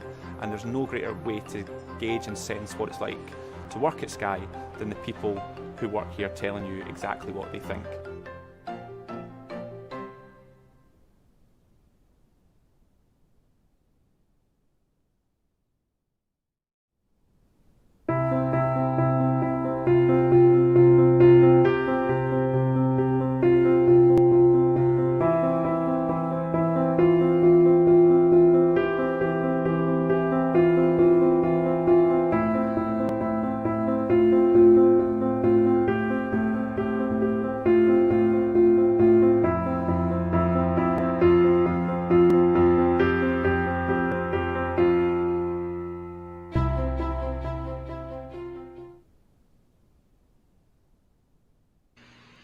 Hi, welcome back. And if you're just joining us, welcome. I'm Justin Black. I lead the Glint People Science team. I'm moderating along with Katie Farrow the sessions for today. Coming back from the break, we are going to talk about alignment. And the two big themes that stand out for me as I took a sneak peek at some of the materials were the uncomfortable and the unexpected. And we're going to start with a little bit of the uncomfortable, depending on how you look at it. I'm so glad to be joined, so grateful to hear the stories from Kaylee Burrows and Janessa Disler. Kaylee is a people development specialist at Bell Flight. Janessa is the manager of culture and people development, also at Bell. And I will send it to them now. So Kaylee and Janessa, take it away.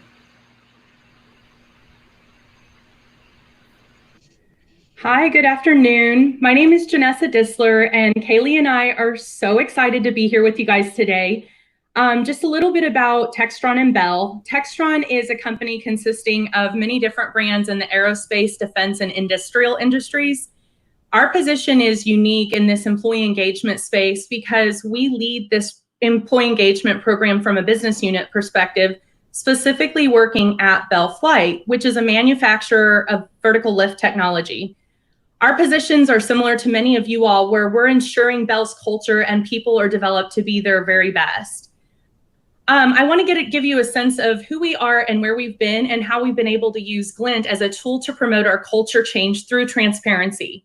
But first, I want to level set with letting you guys know that this is our first time using a partner like Glint and our first survey in 12 years.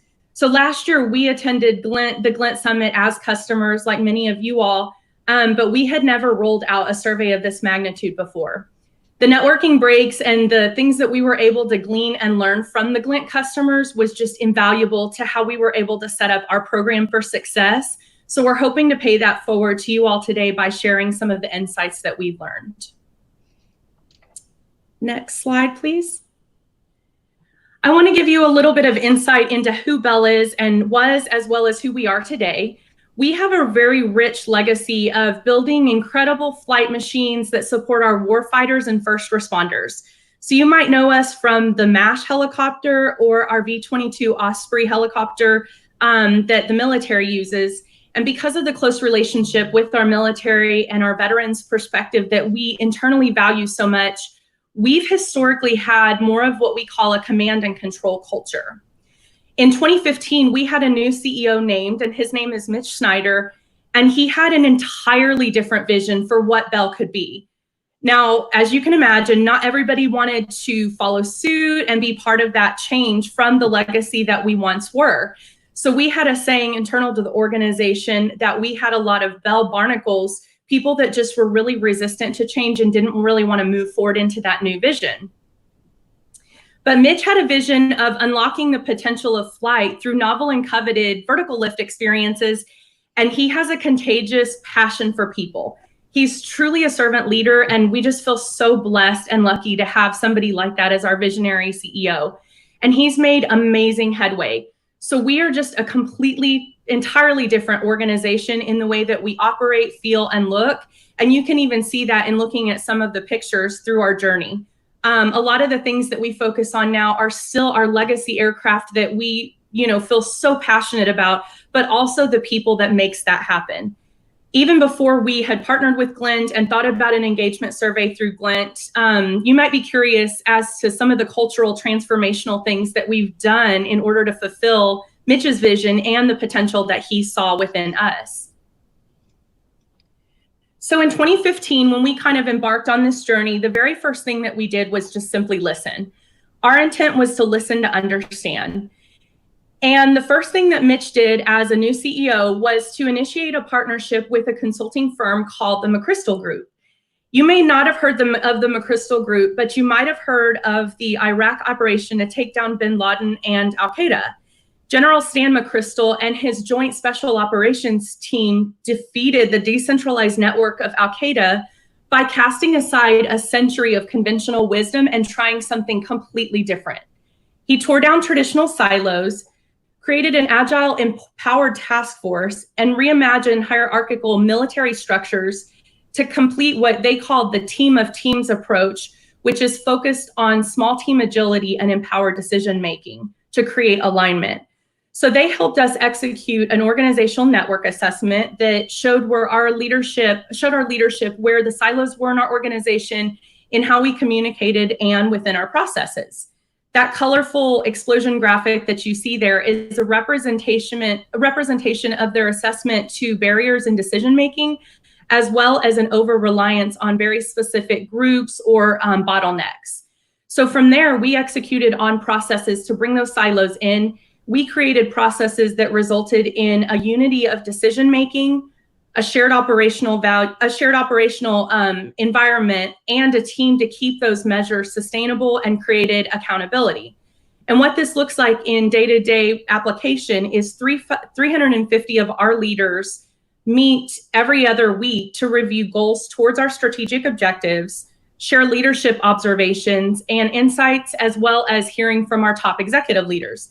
And for many of you in the organization, if you've worked at other companies, you might not have seen this strategic planning and strategic alignment done really well. I know I haven't at previous organizations, but at Bell, this really took it to the next level where we have an amazing amount of alignment at the leadership level, and we're trying to drive that down in the organization. Now, as culture professionals, we know that just because a leader executes well on what they do doesn't mean they execute as effectively on how they do it, right? So you all as talent professionals know that interpersonal behaviors are almost always the downfall for somebody's career when that goes sideways. It's not typically a lack of expertise or technical competence. It's usually a lack of playing well in the sandbox that usually derails somebody's career. So parallel to creating a framework around execution, we also created a framework on how people can execute. We created consistent shared values and core competencies. And just to give you insight into what that looks like, a lot of companies say that they value trust, integrity, and respect. But at Bell, we realize that those are just table stakes for us. Those aren't going to be the inspirational and aspirational values that really propel us to be who we want to be going forward. So we created more inspired values and help people understand the guardrails of what some of these behaviors look like. And just an example of one of our values is lift each other up. So how inspiring is it that we don't just say we respect somebody, but that we do something that lifts somebody's spirits, or that you're expected as an individual to go out of your way and actively do something to help somebody. While our talent and strategy teams were working with to refresh Bell's inside, our branding team was working hard to refresh what Bell looked like to the outside world. We had an entirely new brand, tone of voice, vocabulary, recruiting materials, just an endless amount of how we were visually representing ourselves to the outside world. So for Bell, one of our most important charges is to ensure that the government and military customers believe in who we are and what we're doing, which means they need to feel 110% confident that we can execute to deliver safe and secure aircraft. So it's critical that we got our brand right to be able to tell the outside world that we can be your trusted partner. All of these efforts, of course, didn't happen overnight. What you see simplified on this slide was a culmination of 5 years of worth of work and worth of really hard work. But this work is what we believe will carry us into the future because we took a hard look at ourselves and did the hard work to change who we were from the inside out. Yeah, thanks, Janessa. We had done all this great work, and then COVID-19 hit. So it was a surprise to us all, and our plans to execute that flawless first engagement survey as a next step in the culture change process that Janessa had talked about was postponed. We found ourselves at this crossroad. How would our new company show up at this time that was just so confusing when everybody was scared? Nobody had a playbook for what to do next. We knew we didn't want to lose that momentum of the culture change that we had worked so hard to create. And when we look back at this crazy time in 5 years, we were asking ourselves, will this be a setback, or is it going to be a time when our new culture was able to shine through? So we needed to ensure that our employees felt heard. The term radical transparency was thrown around a lot. Everything was so confusing. We had to be 100% transparent and show up visibly in ways that made sense to different groups of people, whether that was on the shop floor or in the office. And compassion was our guiding light. What actions could we take to show that people cared? We needed to find creative and different ways for our leadership team to show up in ways that they weren't used to doing. So overall, really, we thought about what are we trying to achieve? We were trying to make sure our employees knew that leaders are visible, listening, and transparent because no one had the answers, not even our ELT members. So with these guiding ideas in mind, we turned to Glint. We had already established a partnership with them. We had almost kicked off our first survey, but we were postponed. And as expert listeners and people science experts, we knew we could use their expertise as a tool to show us how to listen and be compassionate during this time. So because of that, we executed a really short survey and took time to listen and tell our leadership team what people were saying. And this was really our opportunity to create those unique touch points. Emails were obvious, but we had to get really creative with our shop floor population. We curated talking points specifically for those leaders and encouraged our frontline supervisors to check out for themselves what were the employees saying. We referenced that meeting format, Janessa did, that 350 biweekly leader meeting, and that was truly critical. That work we had done to set up that culture change in the past 5 years was critical to our success during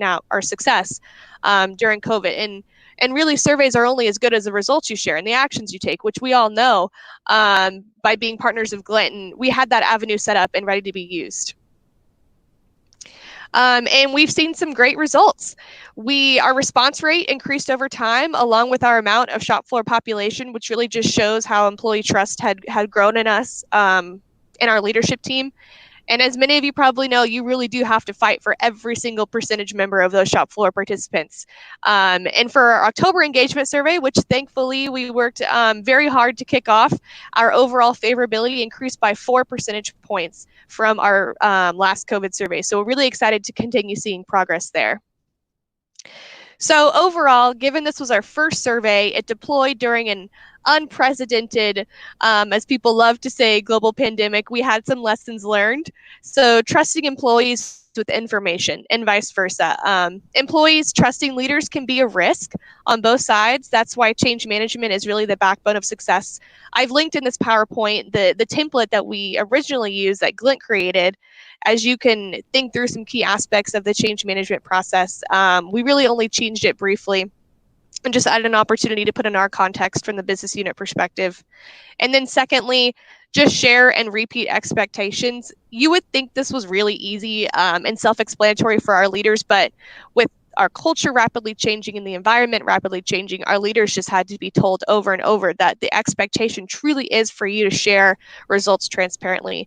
And even though we may think as culture leaders that of course we would share results, leaders, especially our more technical colleagues, really need a framework and process for doing that. And you remember what Janessa said, the bell barnacles? Well, they are still here, and they need a little bit more transparency and framework. And then beginning with the end, what are your goals? What does your ideal state look like? Really outline what you're committed to. And that goes for objectives too. We had a hard time outlining what these were at first. And we had to be really selective finally about the content and quantity of questions. And then finally, just don't be afraid to get creative about transparency. What does that mean to your organization? People may come up with some really creative ways to share results. But if COVID has taught our team anything, it's that we have to find nimble ways to help our employees share information and enable them to be safe. So with that, thank you guys so much. It was great to share the story of how our culture was strengthened by this time of transparency, learning, and making mistakes. And we're really ready to continue on our culture transformation journey. No longer is it the executives making decisions about change and cascading that to groups of different shapes and sizes where it doesn't always fit perfectly. But each leader has the ability now at each level to make small shifts that impact their culture for the better. So employees seeing their leaders trying and succeeding at being better based on their feedback is what's going to move the needle from here on out. So thank you again. And Justin, I believe it's your time to take it away. Thank you, Kaylee. Thank you, Janessa. It's fantastic. My hand already hurts from all the notes I'm taking from today. So I'm just going to call out 4 things quickly that of the many things I wrote down while you were talking. One was I wrote down this note about how grateful I was for courageous leaders and practitioners like yours and yourselves who take on these large-scale, difficult efforts that they know are worth it, because so many companies say it's going to be too hard and we're not going to do it, or it's going to be impossible. And so, in having achieved the impossible, you give us stories we can tell other people so that they can believe it's possible, which I'm really grateful for. I love the bell barnacles thing. What a great piece of imagery to use to drive change. I will steal that, not Bell obviously, but the barnacles part. The way that the organization seems to have combined a bold vision with rigor in the how and commitment to the process, I think it's a really good lesson for people about managing paradoxes and change, and it seems to be really well executed there. And the final point is about response rates, that we keep getting this question about, as the average number of check-ins has gone from somewhere between 2 and 3 a year across Agile organizations to 7 since March 2020. How do we know when it's too much? And response rates keep going up. And so I don't think so far we're seeing a signal from employees that it's too much, but we'll keep watching them. Okay, great. Hopefully I've given Lori and Maria enough time to get ready. Well, I've done my summary, and I'm really happy now to introduce Lori Moser, Maria Hassan, respectively the heads of employee experience and employee engagement at Bristol Myers Squibb. And I know how many people debate the difference between those two topics, so I'd love to be in a meeting with the two of them while they do that. But today they're going to talk about the unexpected. So I'll hand it over to Lori and Maria. Take it away. Hi, I'm Lori Moser, Head of Experience and Engagement at Bristol Myers Squibb, and I'm really excited to be here today. So let me tell you a little bit about Bristol Myers Squibb. We're a patient-focused company, and we are inspired by our vision, which is to transform patients' lives through science. Our mission is to discover, develop, and deliver innovative medicines that help patients prevail over serious disease. And we believe our talent is key to enabling that mission. Let's go to the next slide. January 2019, BMS announced an M&A with Celgene.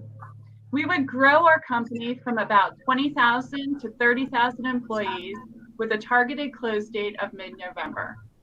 This would give us less than a year to integrate. Our mandate was not just to integrate Celgene, but create one company that took the best of both with an evolved new culture and even a new brand image. Our colors went from pharma blue to bright purple. In HR, we knew from previous transformations and acquisitions that employee engagement and retention would be at risk on both the Celgene and BMS side. Just with an initial announcement alone, you could feel the tension of uncertainty within the company. Let's go to the next slide. So external research supported our concerns, as it indicated we would see a massive decline in engagement post-close. And it would take about 36 months to recover, which would significantly hurt our ability to perform and innovate for patients. We believe the best way to mitigate the risk was to check in with all our employees more frequently, not only to monitor their engagement, but also understand their sentiment. We needed to do this not only with our BMS employees, but also understand the perceptions of our Celgene employees. We decided to contract with Glint to support a Pulse strategy and immediately launch a change management integration Pulse prior to integrating. We surveyed both the BMS and Celgene populations. Through that, we were able to quickly assess through the data and comments what were the concerns to focus on for the different populations as well as our similarities. We used the data to coach our leaders and to push early connections across the company, provide more clarity around timelines and roles and responsibilities, and we used the data to thoughtfully design the integration experience for the two companies. Let's go to the next slide. After we integrated, we switched the focus of our Pulse to be centered more around engagement and culture. Our questions align to our new values seen here.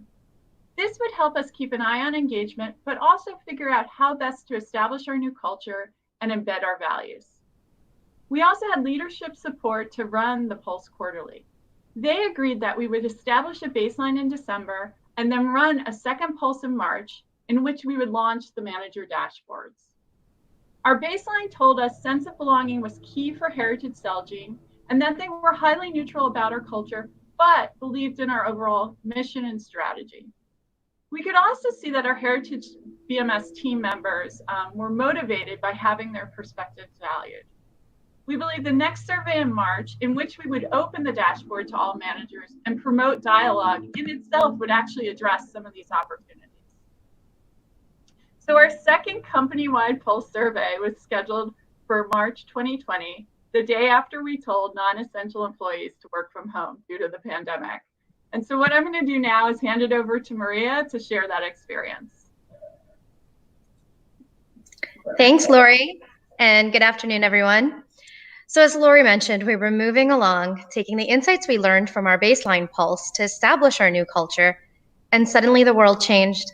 I remember it clearly. Our next quarterly pulse was scheduled to launch on Monday morning, and the Thursday prior, we received an email from our CEO saying working from home was now mandatory for all global colleagues. Immediately, we all started experiencing feelings of fear, uncertainty, and stress.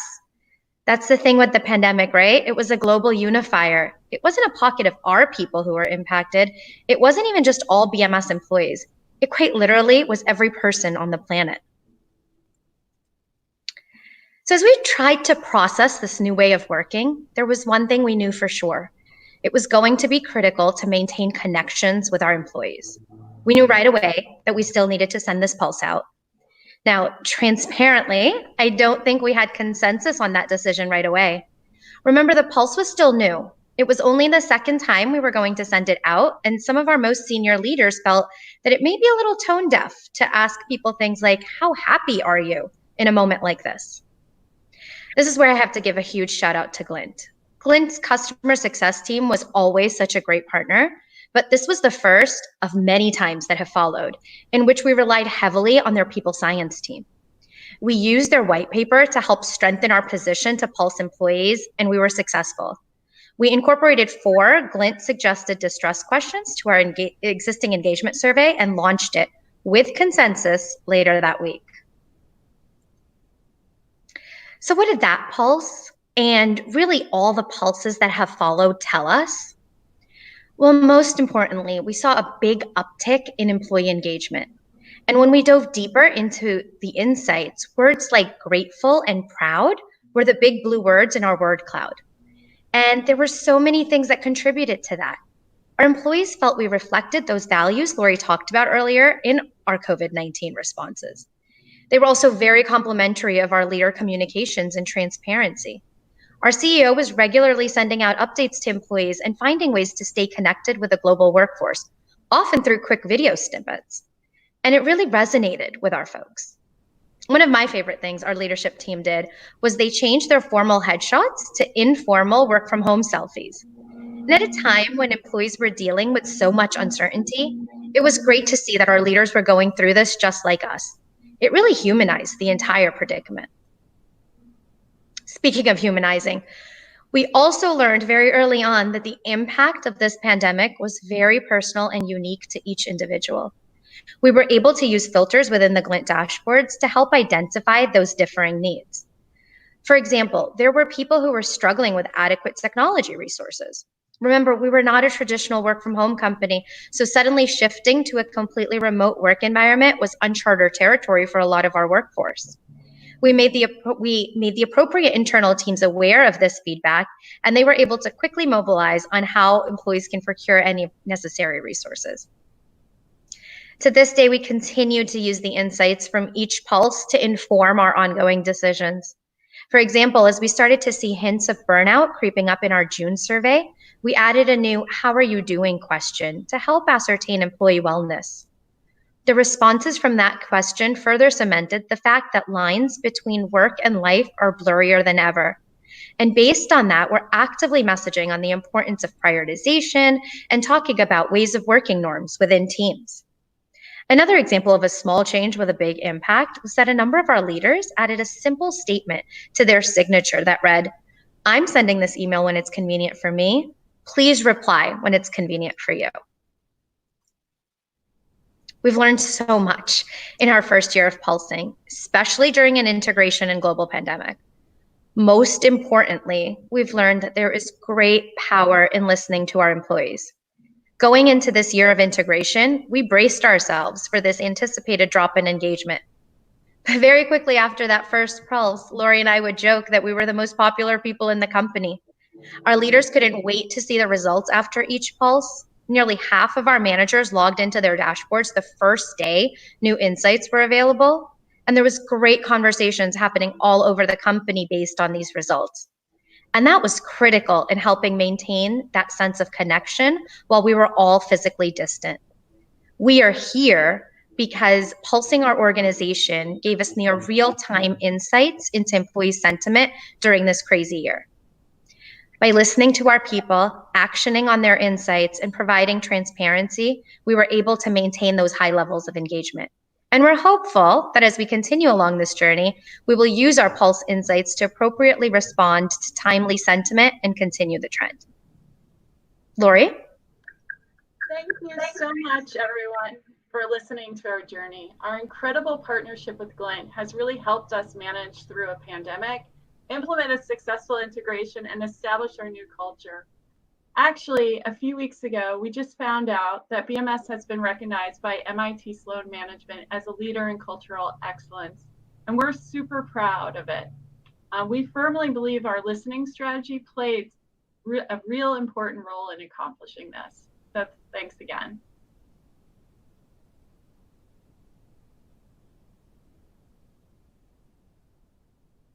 Thank you so much, Lori. Thank you so much, Maria, for sharing your journey with us.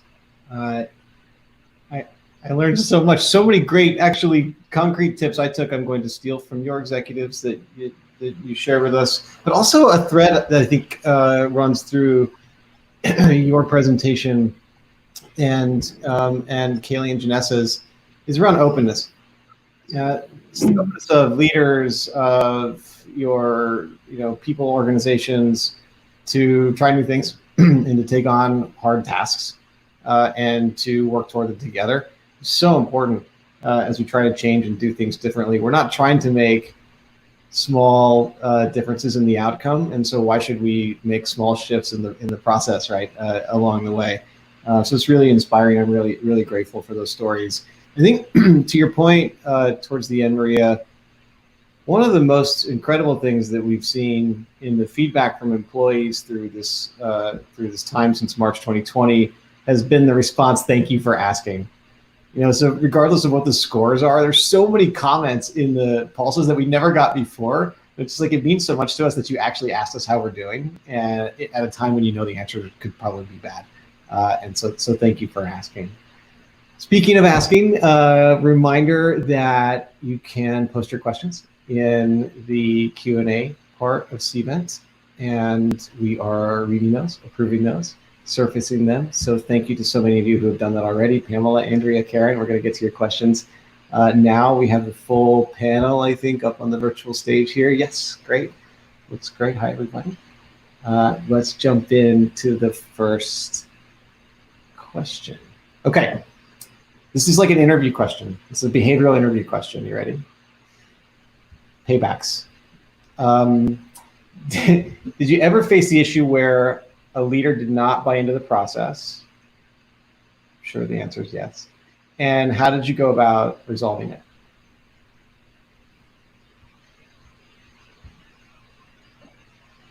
So this is Lori. So we had, I think Maria told the story. I mean, when we actually launched our COVID, our engagement survey, it was right after we closed for the pandemic, and they were very concerned. Some of the leaders on the leadership team did not want us to do this. But, by really convincing them that we needed to understand what was going on, how employees were feeling, and it was the right thing to do, rather than, and really actually spin the way we were going to approach the engagement survey. We actually changed the communication and said, this is not only an engagement survey, but we want to understand what's going on with you, because these are unprecedented times. And based on having that dialogue with the leadership team, we were able to convince them that we should move forward and do it. And to Maria's point, I mean, we are so glad that they agreed, because it's become foundational in managing this situation. Is there a point at which, so none of you got this signal strongly enough or you got it, and you'll tell me that in a second, but is there a point at which any of you would have, if you had gotten such a strong signal that this type of change, these types of bold moves of transparency, openness, just going to be unacceptable in my part of the business, for example? Is there a point at which you walk away or wait, or do you continue to bring data and stories to the table? How do you judge? So some of the folks who might be asking these types of questions might not feel as comfortable as you might have, executing a bold strategy.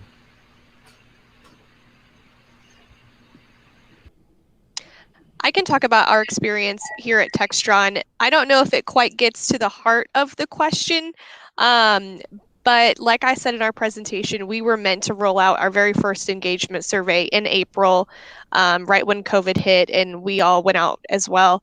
And we failed to convince our leadership team at Textron that it was the right thing to do to send out our first engagement survey.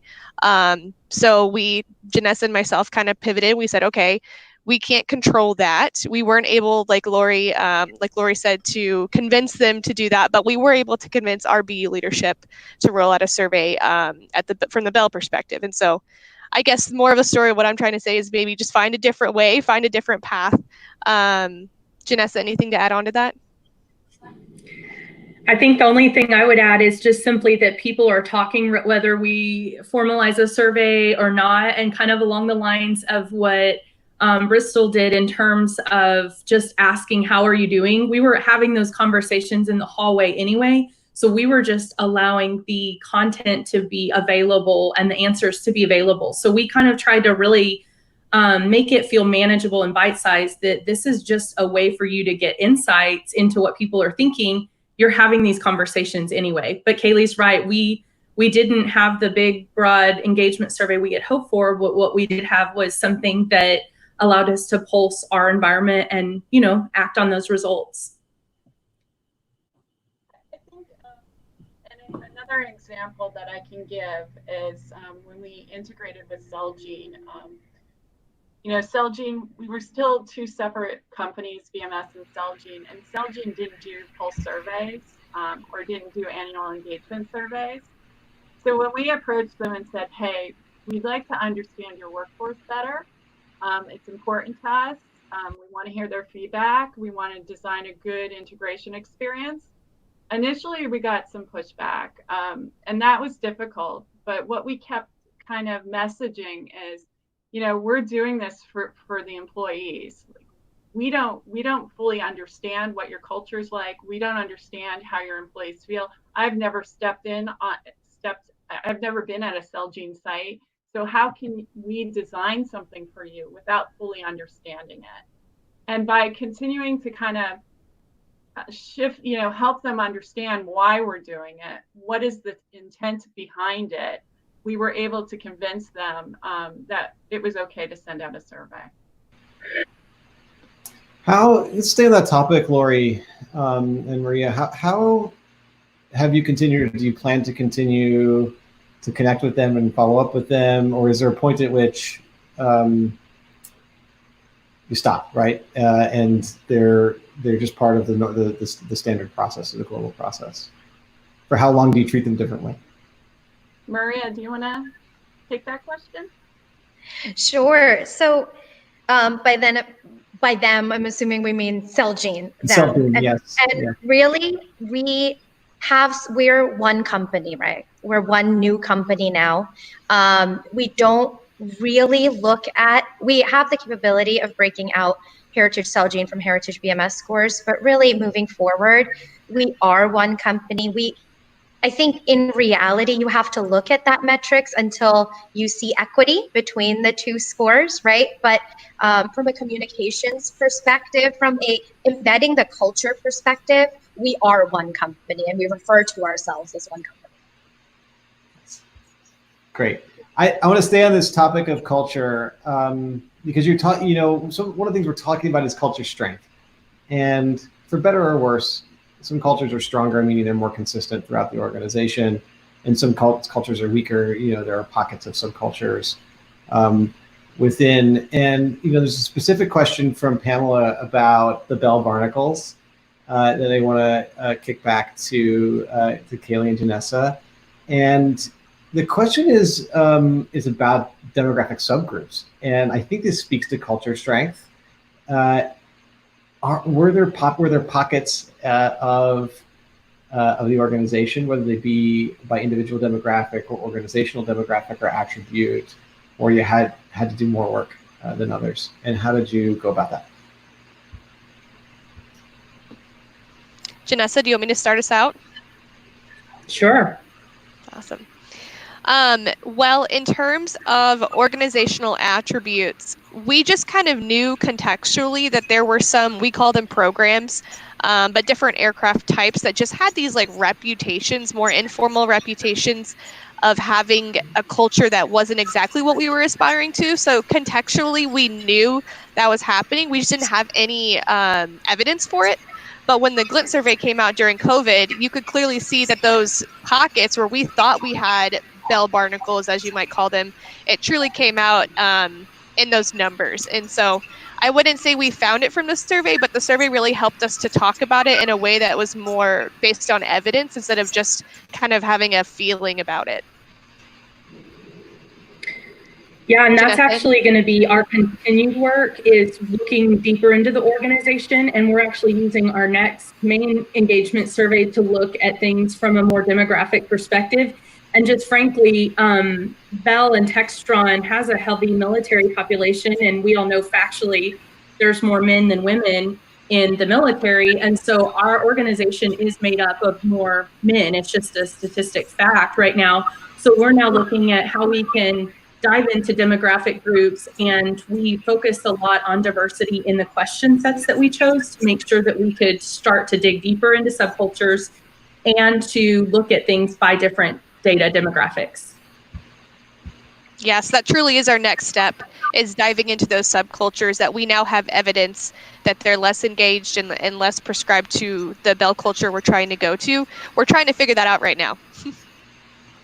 Yeah, that's great. Identify the area of interest and seek to understand. This is really good.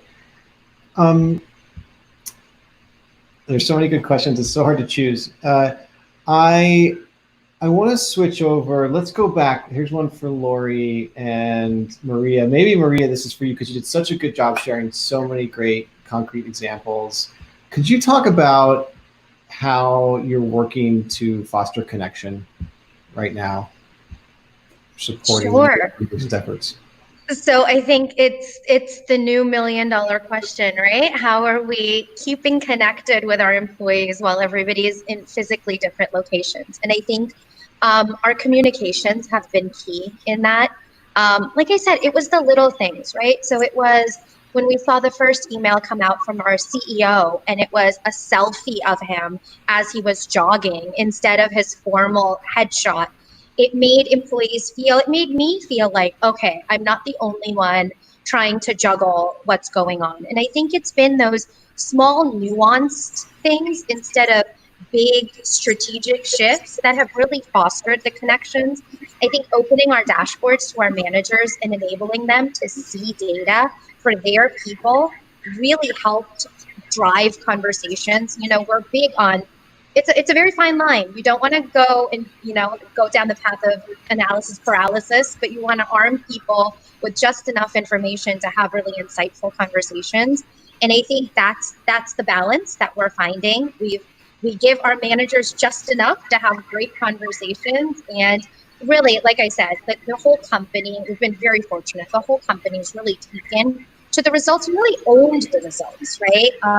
We haven't seen a lot of pushback on the results. We see every time Lori and I present, there's a lot of head nodding in the room to say, yep, that's how employees are feeling. And our pulses have been a great leading indicator, right? So we were able to spot our burnout creeping up and prioritization issues creeping up in surveys because we were able to pulse quarterly. And so we were able to action in more real time, and that helps solidify those connections, I think. Lori, anything you would add? No, I think that's a great answer. The only additional thing I would add is that At Bristol Myers Squibb, we invest heavily in manager capability. So we did a lot of work helping our managers, foster connections with their employees. We held manager forums, and we leveraged, our engagement data to help, build that connection and keep that connection with their teams.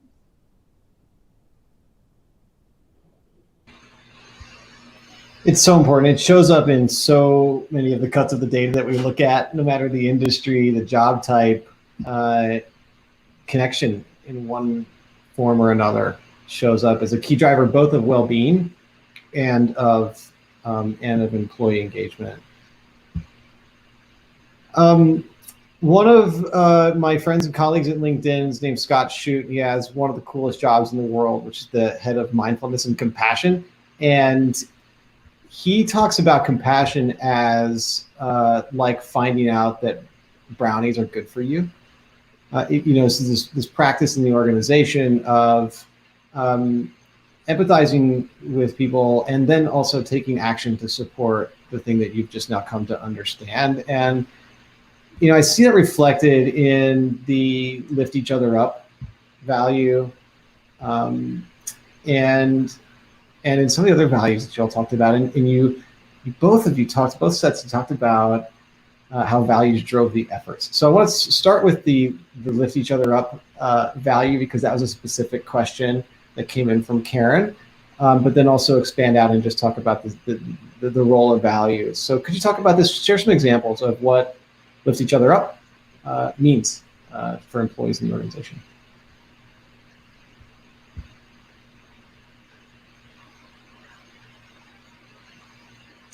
Maybe Kaylee. Sorry. I was like, Justin, who was that directed to? I narrowed it, like it was a 50-50 shot between Kaylee and Janessa. Kaylee, why don't you start? Sure. So lift each other up is just consistently the top value that our CEO Mitch talks about. What he says frequently is that if you care more about the person sitting next to you than you do about yourself, then everyone's going to succeed. It's not about you. It's not about me. It's about us and the mission. And our mission makes people proud. And I think that's really helpful for us when we're trying to cultivate that value of lift each other up, is connecting people back to our mission and our purpose as an organization. So Janessa, I'll start us out there. What input do you have? Yeah, I always love that story. So thanks, Kaylee, for sharing that. That's a really strong reflection of who our CEO is. He's just such a humble servant leader, as I mentioned. But one thing that we did that I thought was kind of interesting, and I haven't seen done at another company, is we just created guardrails of what it doesn't look like. Not to talk about necessarily or focus on the negative, but we talked about areas where you might want to overdo something. So one of our values is find a better way. And sometimes, finding a better way can be at the expense of your camaraderie or your colleagues, right? So it's thinking about how you balance different values together so that you're being kind of the best version of yourself. And like Mitch says, and like we talk about, doing something that is more for the other person rather than your own self-serving interest. And I found the guardrail so fascinating, and it just helps us to talk about things in every language, and it helps become a watch out for, oh, I wouldn't have thought about it like that, or I could see how someone's behavior could lend them to want to take it to the absolute edge and overdo it, frankly. Those are such good examples. Lori, Maria, are there any other examples you'd share from your experience of how you and your leaders are working together to convert these intended values into actual habits? Yeah. So our values, came together across, they evolved based on our original BMS values and our Celgene values. And we actually did a cultural diagnostic, and that's how we came up with them. So they actually resonate really well with our employee population, and they're very centered around our mission. If you go to a site at Bristol Myers Squibb, or if you go to our website, we are very, very focused on our patients. And if you think about urgency is all around discovering drugs quickly. So, to help people who are either suffering from serious disease or discovering, that cure for disease. Innovation, the same. Integrity, making sure, what we do is of high quality. And passion is a really big value for us because that's what we do every day. We have passion for our patients. So that's kind of, core to what we do. What we also did is we did a number of ways of working sessions. So when we came together, with the understanding of our values being our North Star, we led a lot of ways of working sessions that actually my colleague Amy Anderson led. And we did that within the different functions to talk about how do we shift our ways of working to achieve these values. So that's how we approached it. For our engagement survey, which is kind of interesting, we've been pulsing mostly just on the values to get an understanding, like, do you feel we're here yet? Like, how do you feel about urgency? How do you feel about passion? Next year, we're going to add a couple of additional questions around ways of working to really kind of test the waters. And we're going to advise leaders, use those ways of working to kind of further evolve embedding our values. That's great. Thank you for sharing those. It's so hard. We could do a whole session. We should do a whole session next time, Sam, on asking about culture, because we're going after the behaviors, but we often ask about the values. It's a tricky thing to measure. And a teaser that there will be a Glint standard culture program available in January in ODS, and so that's coming. That's coming soon. Let's see. I think we have time for one or two more questions. Let's go back to, I think, Justin, Janessa, was it you who mentioned the techie managers, helping techie managers share results? Or was it Kaylee? That was Kaylee. I think that was me. Kaylee, let's go. Will you dive in a little bit to how you helped the techie managers share results? Yeah, so we have some leaders. Well, let me start with an example. When we rolled out our second COVID pulse, which was when we allowed our managers to get access to the dashboard, we had a variety of leaders attend this very short training we just put on by ourselves, like a 15-minute, really short, just the basics. And I had a couple of leaders reach out and be like, I am so excited about this. It's going to be so great. And I knew those were not the people I had to worry about. They were on board. They were going to use the tool. It was great. It's the people that didn't reach out that I was a little bit concerned of. And so those people, it's hard to single them out and be like, hi, Mr. or Mrs. Joe, here's a framework for you. But those are the intentional groups that I think we put more work in for, even though we didn't know exactly who they were. So if the whole organization was like those people that were excited, we probably wouldn't have to put the framework together. But we went to that 350 biweekly leader meeting. We call it Ops Forum.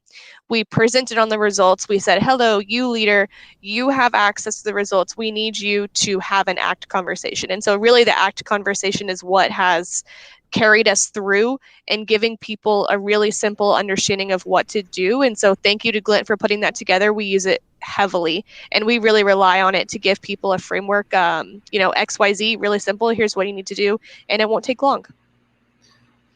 Well, I'm going to close it there and tell a somewhat funny story, a little inside joke from my team. We worked a long time to get to create a concrete and sustainable framework that wasn't just like catchy and memorable, but also useful.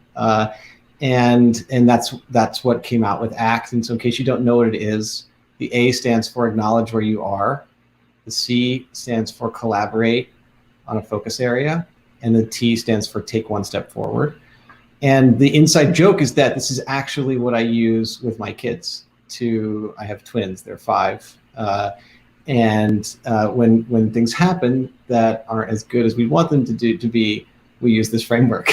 I understand you're not happy about this. Let's work together on a solution. And why don't we just do this one thing first?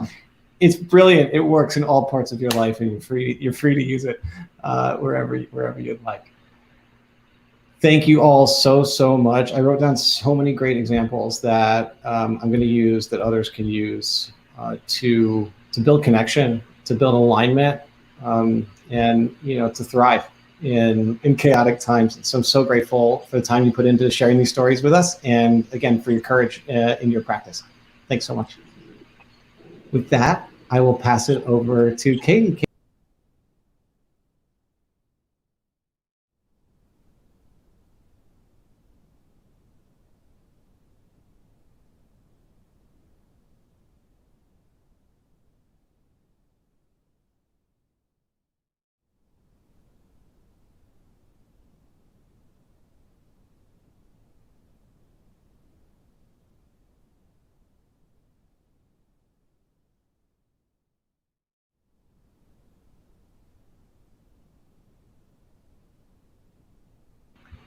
Katie, I'm interrupting this message to tell you you're on mute. It looks really inspiring. Start over. Yeah, I'm going to unmute you. Here we go. Okay, Marvin's going to bring you back. Okay, Katie, take it away. All right. If that's not authenticity, guys, I don't know what is. So anyway, where I was going with that is that what we've got coming up is our water cooler break. So one of the things that I mentioned this morning is that connection is dropping. And it is one of the things that we are missing so much in this moment. And also one of the things that is best about getting together for the People Success Summit is not only networking with people who are just as passionate as we are about people success, about employee engagement, about our people being happier and more successful, but it's also debriefing on what we've learned today and what are the next steps we're going to take. So I'd really encourage you to jump into the next session that's going to be led by Chris and Melissa to network with your peers as well as to debrief. And then you'll join me back here for a session about building inspiration through stories, which we've just gotten a masterclass on from Belle and from Bristol Myers Squibb. So join me back here and I will see you later.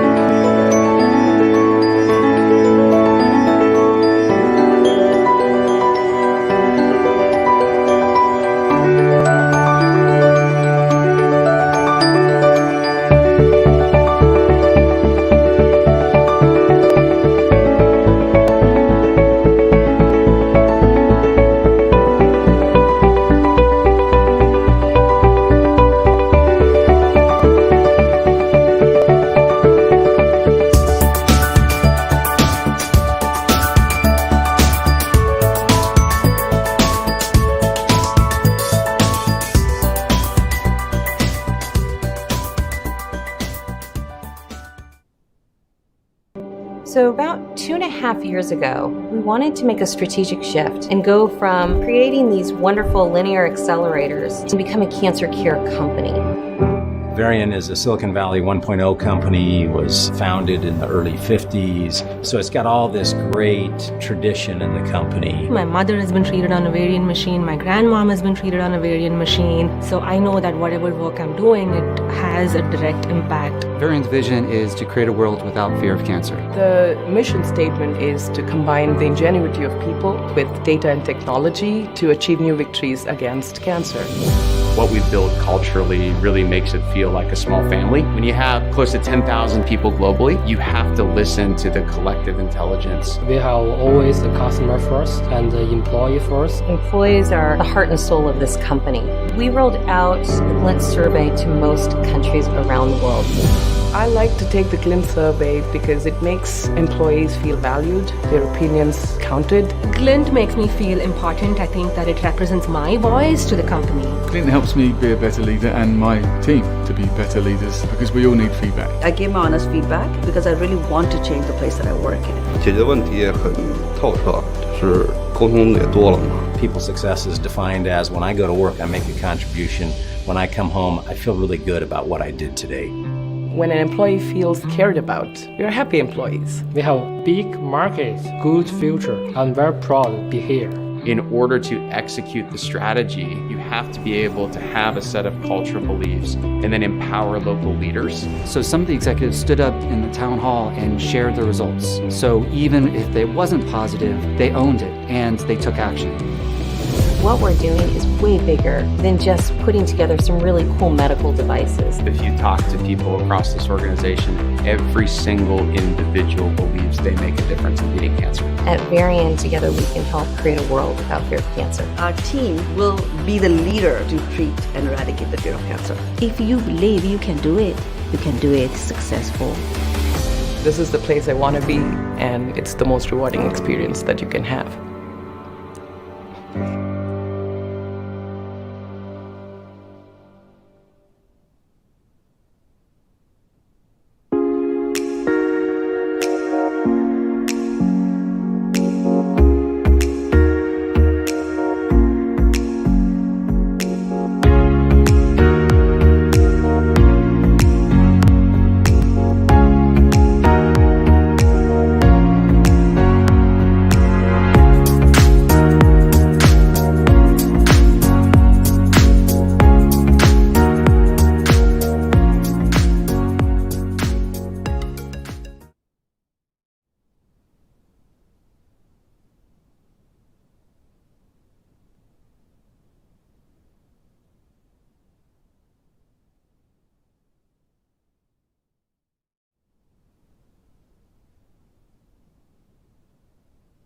One of our themes today is to do all of our intros without volume and just practice the art of conveying our message with effective body language. So I hope I did that well. I think that's the third time today.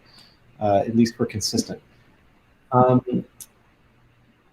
Welcome to People Success Summit afternoon session here in East Coast time. Some of you are in your evening in Europe, others having lunch on the West Coast, and many places in between. If you're just joining us, welcome. If you're coming back, welcome back. I'm Justin Black from the Glint People Science team, capping today with a topic I care a lot about, and it's storytelling. To share on this topic is the best expert I know on it, and I have a little story to share about Katie. The best workshop I ever gave to the toughest customer I've ever had was actually something that Katie wrote and created, and I stole and delivered it, and it was on this topic of storytelling. And I think it's because, one, it was a brilliant presentation, and you'll see that reflected in what Katie delivers, and you saw it in the Varian video.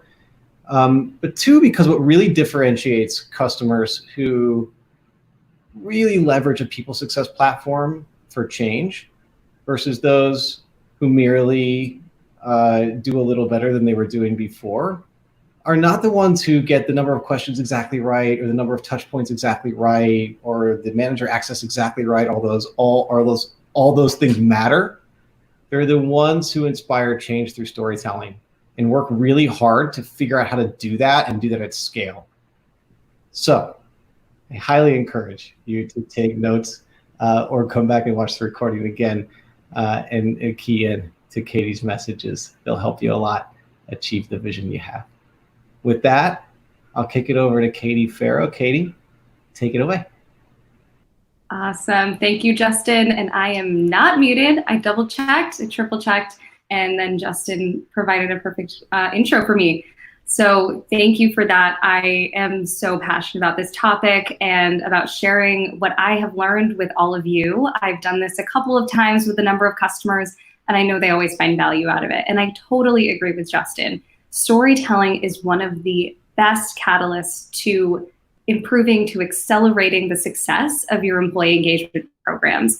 And the ones who do it well are the ones that see change happen so much faster. So what I'm going to share with you today is a bit of a primer on storytelling. I wish we could talk about this all day, and 30 minutes is not enough. But hopefully you get at least a little bit of the magic of storytelling to at least begin your journey. And once you get hooked, which I'm sure you will, you can go into the Glint community, you can go into the People Success Forum, ask your questions, and we also have resources there that'll help you learn about this. So the first thing I'm going to share is that I've been doing this for probably 4 to 5 years under the guise of a program we call it Glint BITS. And BITS stands for Building Inspiration Through Stories. And over the last couple of years, it has been the catalyst to finding, packaging, and sharing stories at our own organization, as well as sharing them with our customers, and then ultimately sharing them with our market, like you've seen today with the Varian video, with Sky, and like others you'll see in the days to come. And over these last couple of years, we have learned a lot about stories and the challenges of finding them and getting them out there. So let's talk about how stories are going to be most useful to you. So why stories? When we think about improving manager action taking, increasing trust or belief in the programs, why don't we just tell our organizations that scores are going up, yay, that's great, and people love it, and look at these great features we have with Glint. Well, in order to hit this point home, I want you to think about this phrase. I'm going to tell you a story. How do you feel when you hear that phrase? Sit with it for a moment. I know when I hear it, I tend to sit back, I settle in, I get ready, I get my proverbial popcorn out. I'm excited to hear a story. Some people say they get a sense of anxious anticipation. I guess it depends on who's telling you the story, right? Or they just get excited. There's an emotional feeling attached to hearing a story and something that we all want to do. That's because stories are fun. We love them as human beings. It's how we communicate primarily. When you used to in your formal life go out and do things and then come back and see people that you hadn't seen in a couple of hours, what was the first thing that you did? You probably would go to your spouse or your partner or your kids or maybe even your pets, and you would share a story with them about your day. This is the first line of our communication, and that's why we should be communicating this way more often than we do. And fundamentally, stories help us do 3 things. They help us remember. So here's a stat. You are 22 times more likely to remember a story than you are to remember a stat. I bet you remember the stories that you've already heard today or that you're going to hear in the rest of my presentation even more easily than you're going to remember that 22 times. So think about that when it comes to sharing score increases. Imagine how a manager would feel if they heard a story about another manager taking action. They would remember it. They'd internalize it. They also help us share. We do this all the time, every day, in our favorite form of communication or storytelling, which is gossip. It's just so easy and fun to actually share stories about people. It's how we're wired. Our brains are literally wired to think in narratives. And finally, they help us persuade. When you hear a story, you're transported to a time and place that story is happening. You envision yourself in that situation, and you also would get to kind of practice what you would do. They allow us to try a situation on, which is particularly important when it comes to convincing people that they should do something. Imagine how powerful that can be for your managers or for your employees, for example. So we originally designed this workshop to be an in-person session back in March. We were super excited about it, and then you know what happened. Here we are. But I'm kind of actually happy that we got to do this later, because since the onset of COVID back in March, storytelling has taken on a renewed importance. And that's because none of us have experienced this type of change. None of us have gone through it in this velocity, in this number of different ways. We haven't planned for this. So we're all looking around at each other saying, how do we do this? And telling people what they should do is not as powerful as telling people how others have already done that, how they've already tried it and failed, how they've tried it and learned something. That's why this whole summit is about storytelling and not about presenting you with facts and figures. Our teams are also looking to us to reduce ambiguity and to reassure them. Stories play a major role in doing those things because they demonstrate with evidence that the organization is listening, that changes are happening, and that the organization is doing okay. They also serve to give people hope, inspiration, and the sense of connection that I've mentioned a few times today is actually really lacking. I think of one global pharmaceutical company that I talked to back in the beginning of the pandemic that was able to share a story with their organization. They learned from their survey that the communications they were putting out there about remote workers and about how it was going to be okay and we were going to do this together actually weren't resonating with their essential workers, the ones who were still going into the lab every day and had to go in and they weren't feeling like they were heard and valued. So they made the change. They made different communications that they were able to give weight to the experience of their essential employees while also giving a little bit of a lighthearted message to their remote workers. Imagine if you were able to share that little moment, that little change with the rest of your organization. Certainly your essential workers would feel like they've been heard and felt supported, but I bet the rest of your organization would also feel heard and supported because they see evidence that things are happening. And that's what it really comes down to. Stories are evidence of change. So at LinkedIn, we have a phrase that we start every meeting with, or we try to, which is, this will be a successful meeting if. And I'll say that this will be a successful meeting if you walk out of here today with an actionable plan, or at least the beginning of it, for finding, packaging, and sharing stories. So let's talk about how we're going to do that. So evidence of change is going to help us do a number of things. And these are a couple of the goals that we typically run into when we're working with an organization to help them share their stories internally. First, they're going to help improve manager action taking by showing your managers not only how they can do it, but that it's not actually that hard.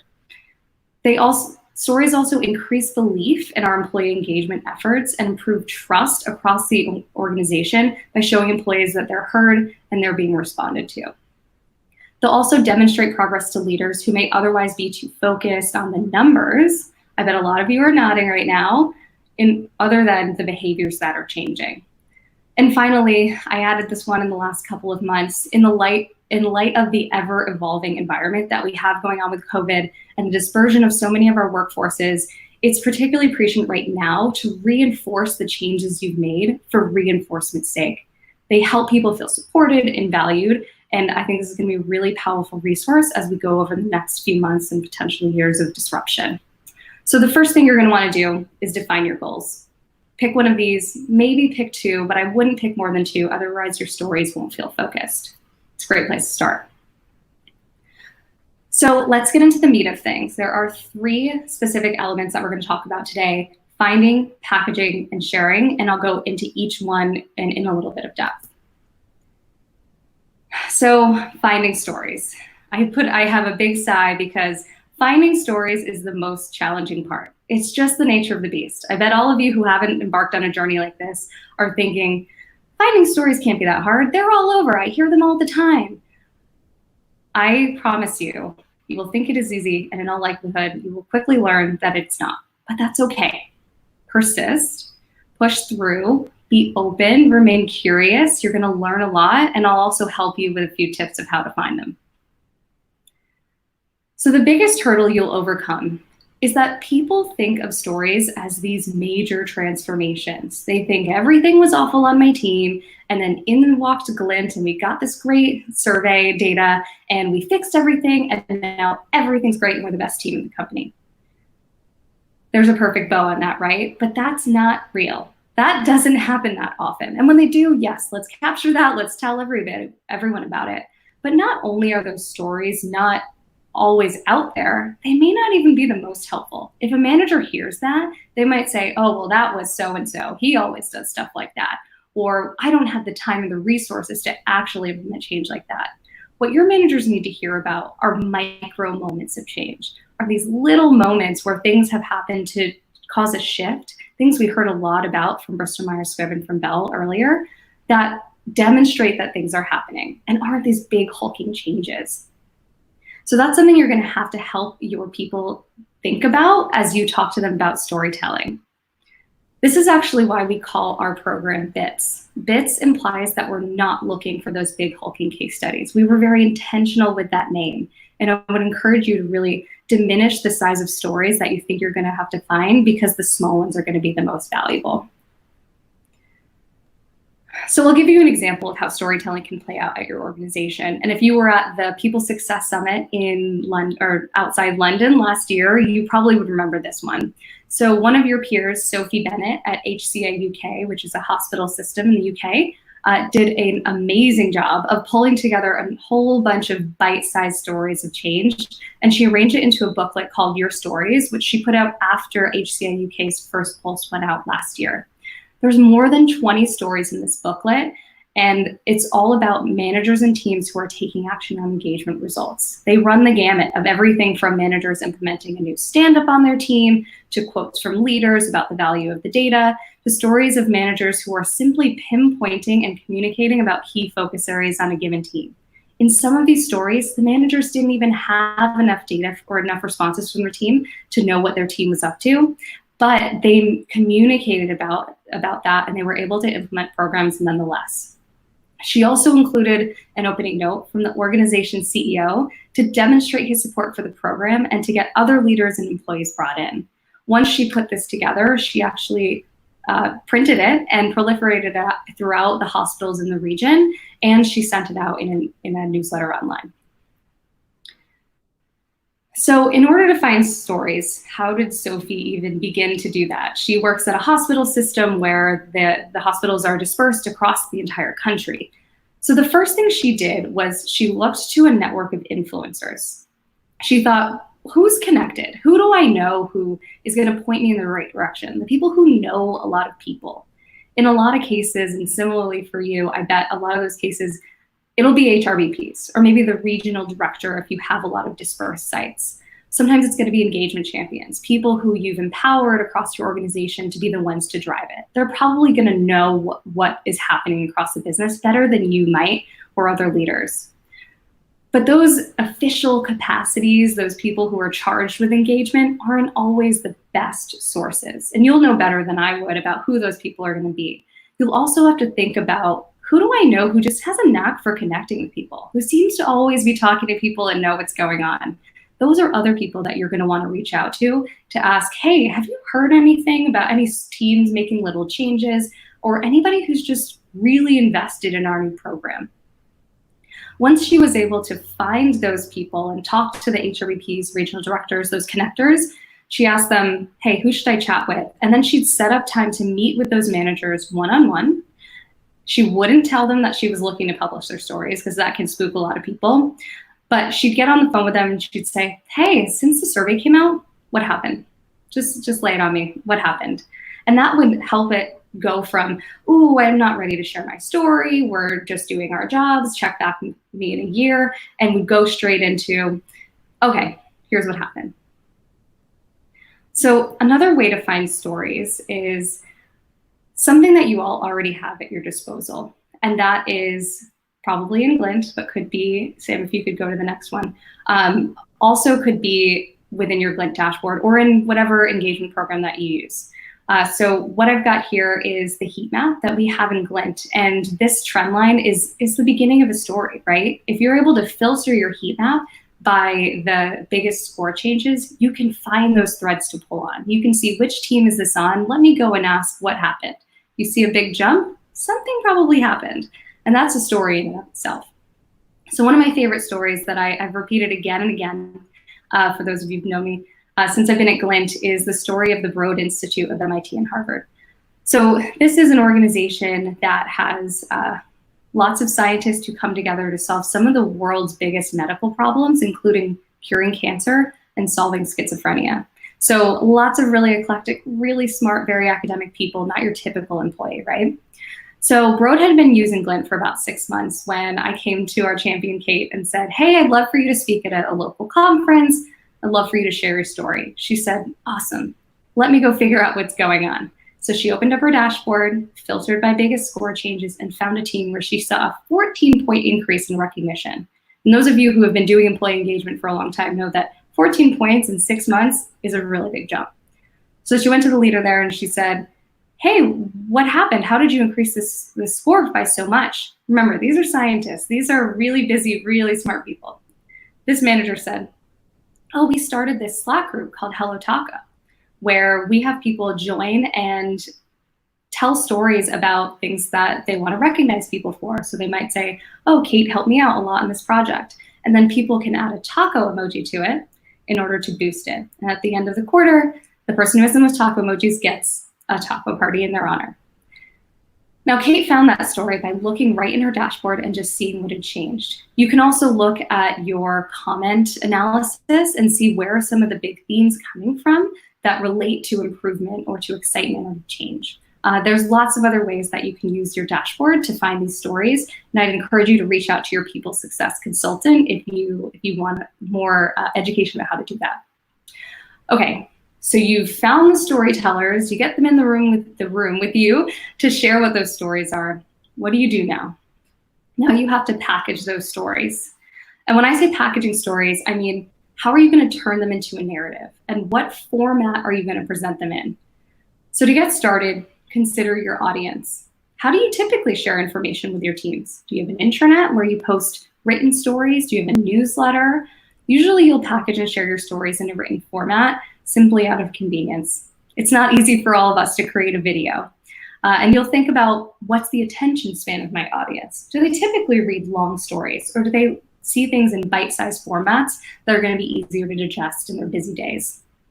Typically, we find that less is more. Keep your stories short and include only the details that do the most to achieve your goal that you set back at the beginning. So as you hear your stories from your sources, if you're like Sophie and you get on the phone with your manager, often, somewhere in England, you'll be charged with turning probably a stream of facts into a narrative with a beginning, a middle, and an end. This is how stories are typically formatted. So you'll get a whole bunch of information. It probably doesn't align with this format. So in order to help you do this from the beginning, we've curated a list of questions that can help you really create this narrative from the very beginning. And you can find these in the Glint community if you're looking for them. Essentially what you want to do is you want to paint a picture of what things were like before, what realization the characters or the managers of the team in your story came to because of the data they heard, what they did about it, and then what's changed as a result. And remember, those can be small changes, a new stand-up on a given team, a quote from a senior leader, excitement from a team member. These are all evidence of change that show that something is happening. And those are things that people can relate to. So I want to share a note on data. You may be compelled to use a lot of data in your stories. You may have senior leaders who look at your story and say, hey, we need to add some stats in here. We need to show short score increases and response rates. And that's great. You should use some data if you can, because it adds credibility. But be aware, if you lean too heavily on score changes or increases in response rates or ROI metrics or predictive analytics, you might be sending the wrong message to your managers and to your employees. If you're like other customers that I've worked with, your ultimate goal isn't score changes. You recognize those go up and down. What you want to do is change behavior. So your ultimate goal in these stories is going to be to describe those behavior changes, describe what the behavior was like before and what the behavior was like after. And that could be as small as the ACT framework, or that's actually a pretty big one, but it could be as small as listening to employees and having a conversation about what they're hearing. So focus on behavior, use data as kind of context.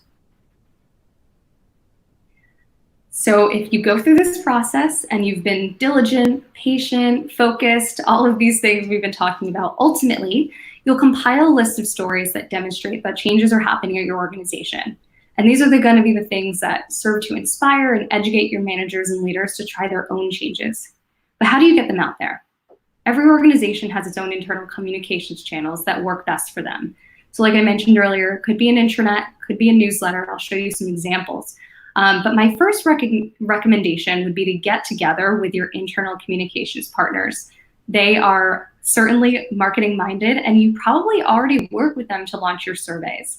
I bet you they'll be able to guide you through your options and the requirements for each of those channels where you can share your stories.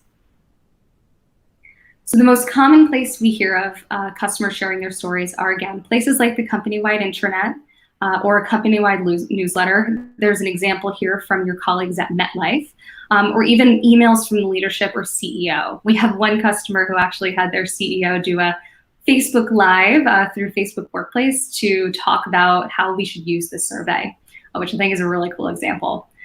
I've also heard of customers who have the people featured in their stories actually share them at town halls or at all hands meetings with the rest of the company. And I think that adds a really great level of humanity by putting them out there in front of the rest of the organization. And I know that this part of the journey, if you don't typically think about your role as something that's marketing oriented, it can be kind of intimidating. So I encourage you to share all of these decisions that you're making in the Glint community or in the people success forums so that you can learn from each other and share ideas and share something even bigger than maybe the intranet. I would love to see your examples of stories when you get around to it. A sidebar on communication is that one of our presenters earlier today, I think it was Brian, he mentioned that if you haven't already done so, if you're trying to build belief in your engagement programs, you have to be clear in telling your people which programs have been implemented based on their feedback. In my opinion, you can't make this connection too often. People are busy. They need connections to be made for them. They don't automatically think, oh, I made that comment in my employee survey about a month ago, and now there's a program that is similar. They don't think that way. So you're gonna wanna make that for them. One of our customers, who's been a longtime customer, and you saw their video earlier, Sky UK, actually created the logo you see that they stick on all of their comms related to programs created using survey feedback. If you can't read it, it says fueled by your feedback. So it's direct connection and something that they see all the time when a new program is implemented. Others have a subject line they consistently use to announce new programs after a survey, but whatever you choose, it's important to be consistent.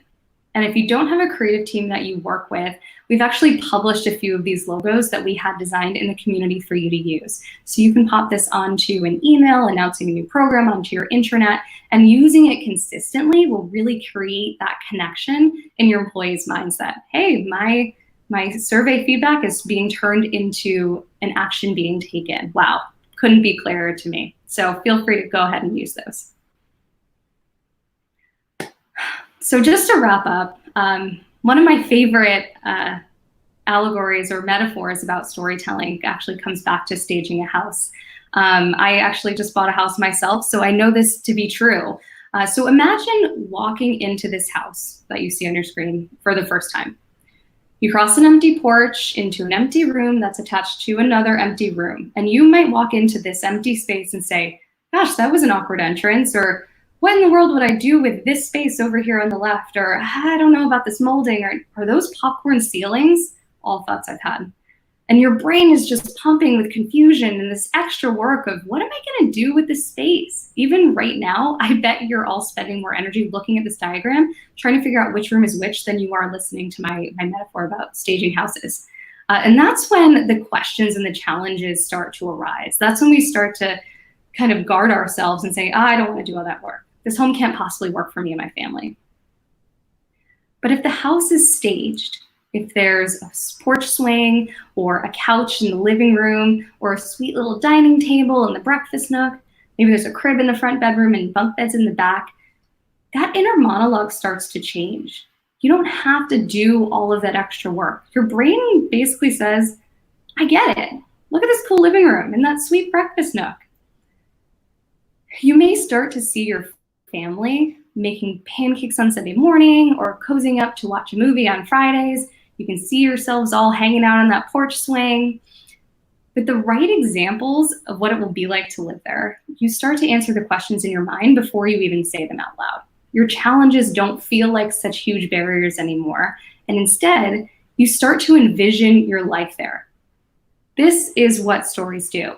They allow us to envision ourselves in a relatable scenario. Maybe it's not exactly our style, or it's not what we thought we would do, or it's not how we would do it. But we can still see ourselves and get to our brains thinking about, what would I do in that situation, rather than, I don't want to be in that situation. Stats and product features and broad generalizations, they don't do that. Stories actually take us there. When you hear a story about something being done, like walking into a house or eating pancakes, your brain literally lights up in the exact same place as it would if you were doing that thing. You might actually even be able to smell those pancakes when you hear a story about them. So stories about how your engagement program has changed life at your company, or about certain managers taking action and improving their results, are how you are going to persuade your managers to act, your employees to respond, and your leaders to believe. So before we jump into Q&A, if there is any, I want to just drive 3 points home. Stories are about real people doing real things, and they don't have to be that big. Those, I believe, are going to be the catalyst to change at your organization that you're probably missing. Also, finding stories will be tough. You might be discouraged when you first get out there and nobody responds to you. That's okay. You have the tools, you have the community and the support to get past that. And finally, our former CEO at LinkedIn, Jeff Weiner, used to say this thing about repeat, repeat, repeat. Basically, when you have to tell people things so many times, make your point so often that you get sick of hearing it. And when you get sick of hearing it, that's when you're just beginning to get through. So I will leave you with that for now, although I have tons more to share on this topic. Please come to me with any questions that you have about telling stories, and we'll get through this together. So I will pass it back to Justin to lead some Q&A. Thank you, Katie, so much. Oh, that's great. I was thinking a couple of things. I was thinking about the first time I heard you tell that story about staging a house was right after we'd had our twins, and I think I cried for like 5 minutes. So I pictured my family growing up. You're a very effective storyteller. But also, how many people are buying or selling a house right now? So this story is more relevant, I think, today than ever before. Thank you again. Just to reinforce the effectiveness of this and encourage you to continue to dig deeper and take advantage of the resources Katie's made available. It's, I think, our most popular course still that our customers take and most loved. So we're going to kick it over to questions. There are some questions for you, Katie. So there's some really good ones. We'll start with, this is a good one. What are the most, let's display it. What are the most creative ways you have seen stories shared across the organization? Oh, that's such a good question. You know, I wouldn't say there's a wide range of creativity that I've seen, mostly because stories tend to be very simple. But I would say a number of ways. Certainly, I love the idea of having a manager or leader go into either an all hands or whatever we do these days, town hall virtually, to share their own story and to take questions about it. I also love seeing any videos that are created that are shared, kind of the interview with someone where you have to get concrete about what you change. So, you know, I found at any conference I've ever been at, today at the People Success Summit, whenever you hear those really specific little things that people have changed, that's what really gets me going. That's what stages the house for me. So having those people talk about their specific experience and maybe, you know, if we're speaking about creativity, maybe being a little authentic about what they've learned, some of the areas they've maybe failed. I know it's really hard to get people to talk about that, even on camera or in front of the rest of the organization. But I would say that would be the most creative, is when people are getting super authentic. And that's also when people sit up and say, oh, I'm capable of that. I can do that because this person's a human like me, right? Yeah, so true. And so true. And, you know, you think about how many times when an executive asks us for a quick insight into something, we just start throwing data at them. I certainly do it because it's comfortable and it's somewhat the expectation. But if instead we have the stories at hand and can just say, hey, there's a lot of data on this, but I think the story about Mala and what her team has done probably is probably going to illustrate this for you better. This is a great tactic we can take from you. What's the flip side? So when it doesn't work, what are we learning? What are we learning from those moments? And can you share some of those failures? Do you mean, can I share some failures of storytelling, or what we can learn from sharing stories of failure?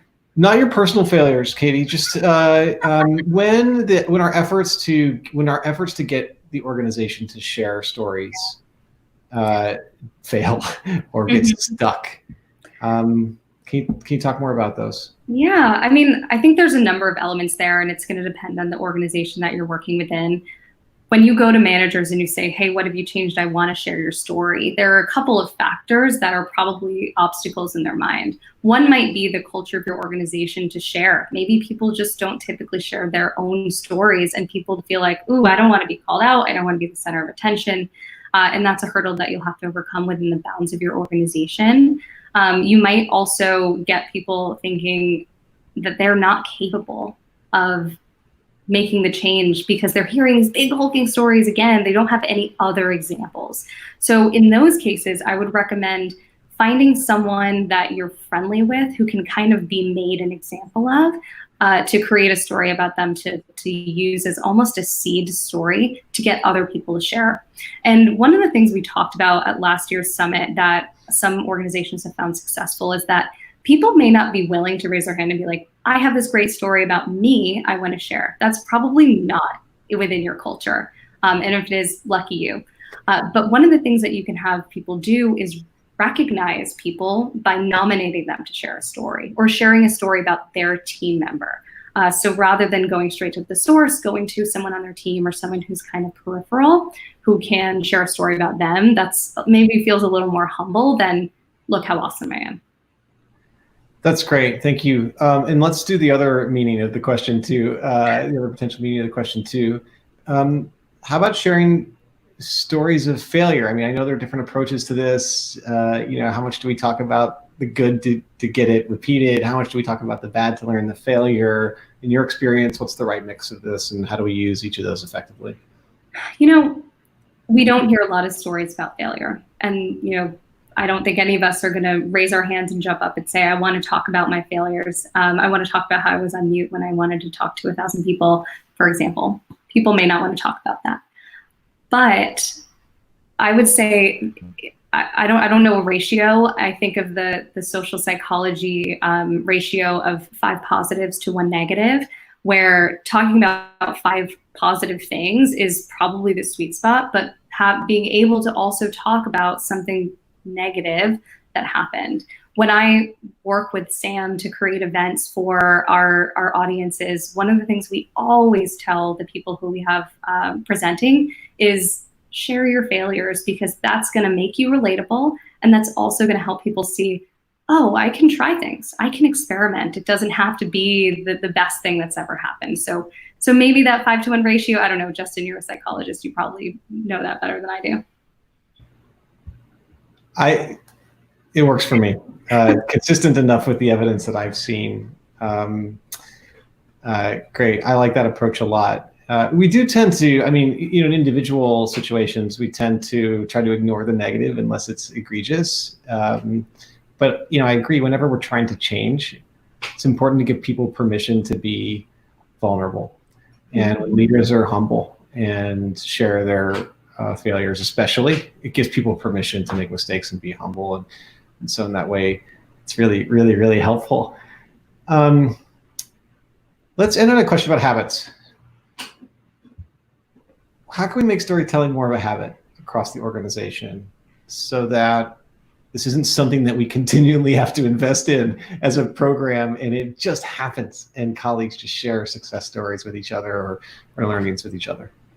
Oh, Justin, when you nail that, you tell me how you did it.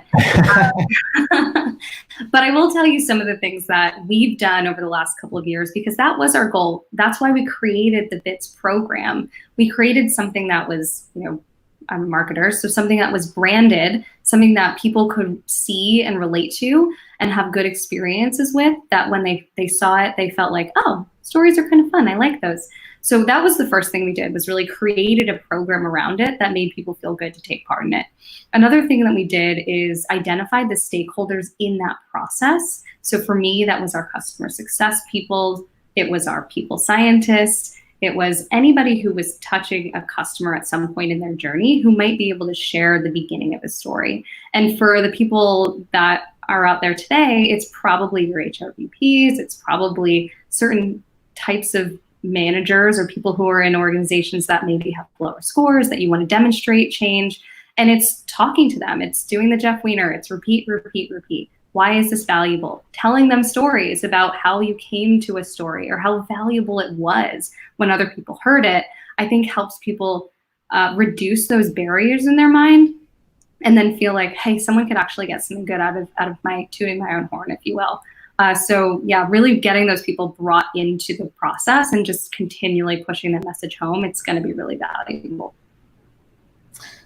Thank you. It goes back to your earlier point. You told us at the beginning that it's a lot of work up front and it's worth it. And so once we get the momentum going, it really does sustain itself, which is great. Absolutely. Katie, thank you again so much. Do you have any closing comments for us? And you want to take us to the next section after this? Yeah, so that is about it for today. So I'm just going to bring us home here. Hopefully you've all learned some concrete tips and next steps that you can start implementing maybe today if it's early enough, maybe tomorrow, maybe next week. But hopefully you're starting to really think on that and reflect on what you're actually going to do in the days to come. So tomorrow we will meet back here at 8 a.m. Pacific. We'll dig deeper into the other pillars of people's success and hear from the broader community. But before I send you off, I have one final video for you and a request for all of you. So obviously we've talked a lot today about how things look really different than they did last year. We've had to adjust a lot of things. We've had to turn our homes into offices and stage it for Zoom. And we want to know how you're doing this how do you continue to bring your best self to work every day? What new habits are you creating to help you get there? So for some of us, that includes taking a walk with family, working out, learning a new skill, having some cuddle time with a pet. For me, it's taking 15 to 30 minutes every day in the middle of the day to read a book, an actual analog book, so I can truly disconnect. And hearing stories about what other people are doing can inspire our peers to feel like they're not alone, and also to give them the courage to disconnect or engage in some self-care. So we would encourage all of you, if you are willing, to share a short video or a photo of your new habit on social using the hashtag #ThisIsPeopleSuccess. So we all know that we're all doing this together, and it's totally okay to form some new habits that maybe you weren't doing a few months ago. So I will send you off with a short video that we've created about some new habits across our team and some of you that help you bring your best self to work every day. I'll see you tomorrow. People success means much slower mornings. Pre-pandemic, I feel like my mornings consisted of rushing around in the morning to get ready and to make it out the door, rushing through my commute, rushing to get into the office for my first meeting. The mornings now are much slower and much more enjoyable. I'm able to make a nice cup of coffee, I'm able to watch the news, I'm able to sometimes take a walk in the morning. It just makes for a much more enjoyable start to the day. I do 10 minutes of yoga every morning before turning on my laptop.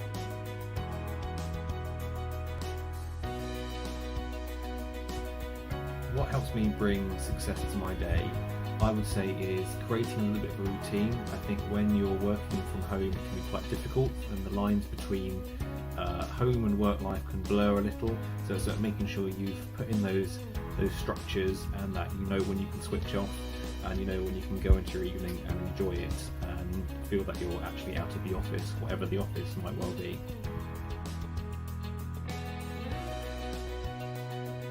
Definitely the best new habit that I've formed during the pandemic is one of yoga every day.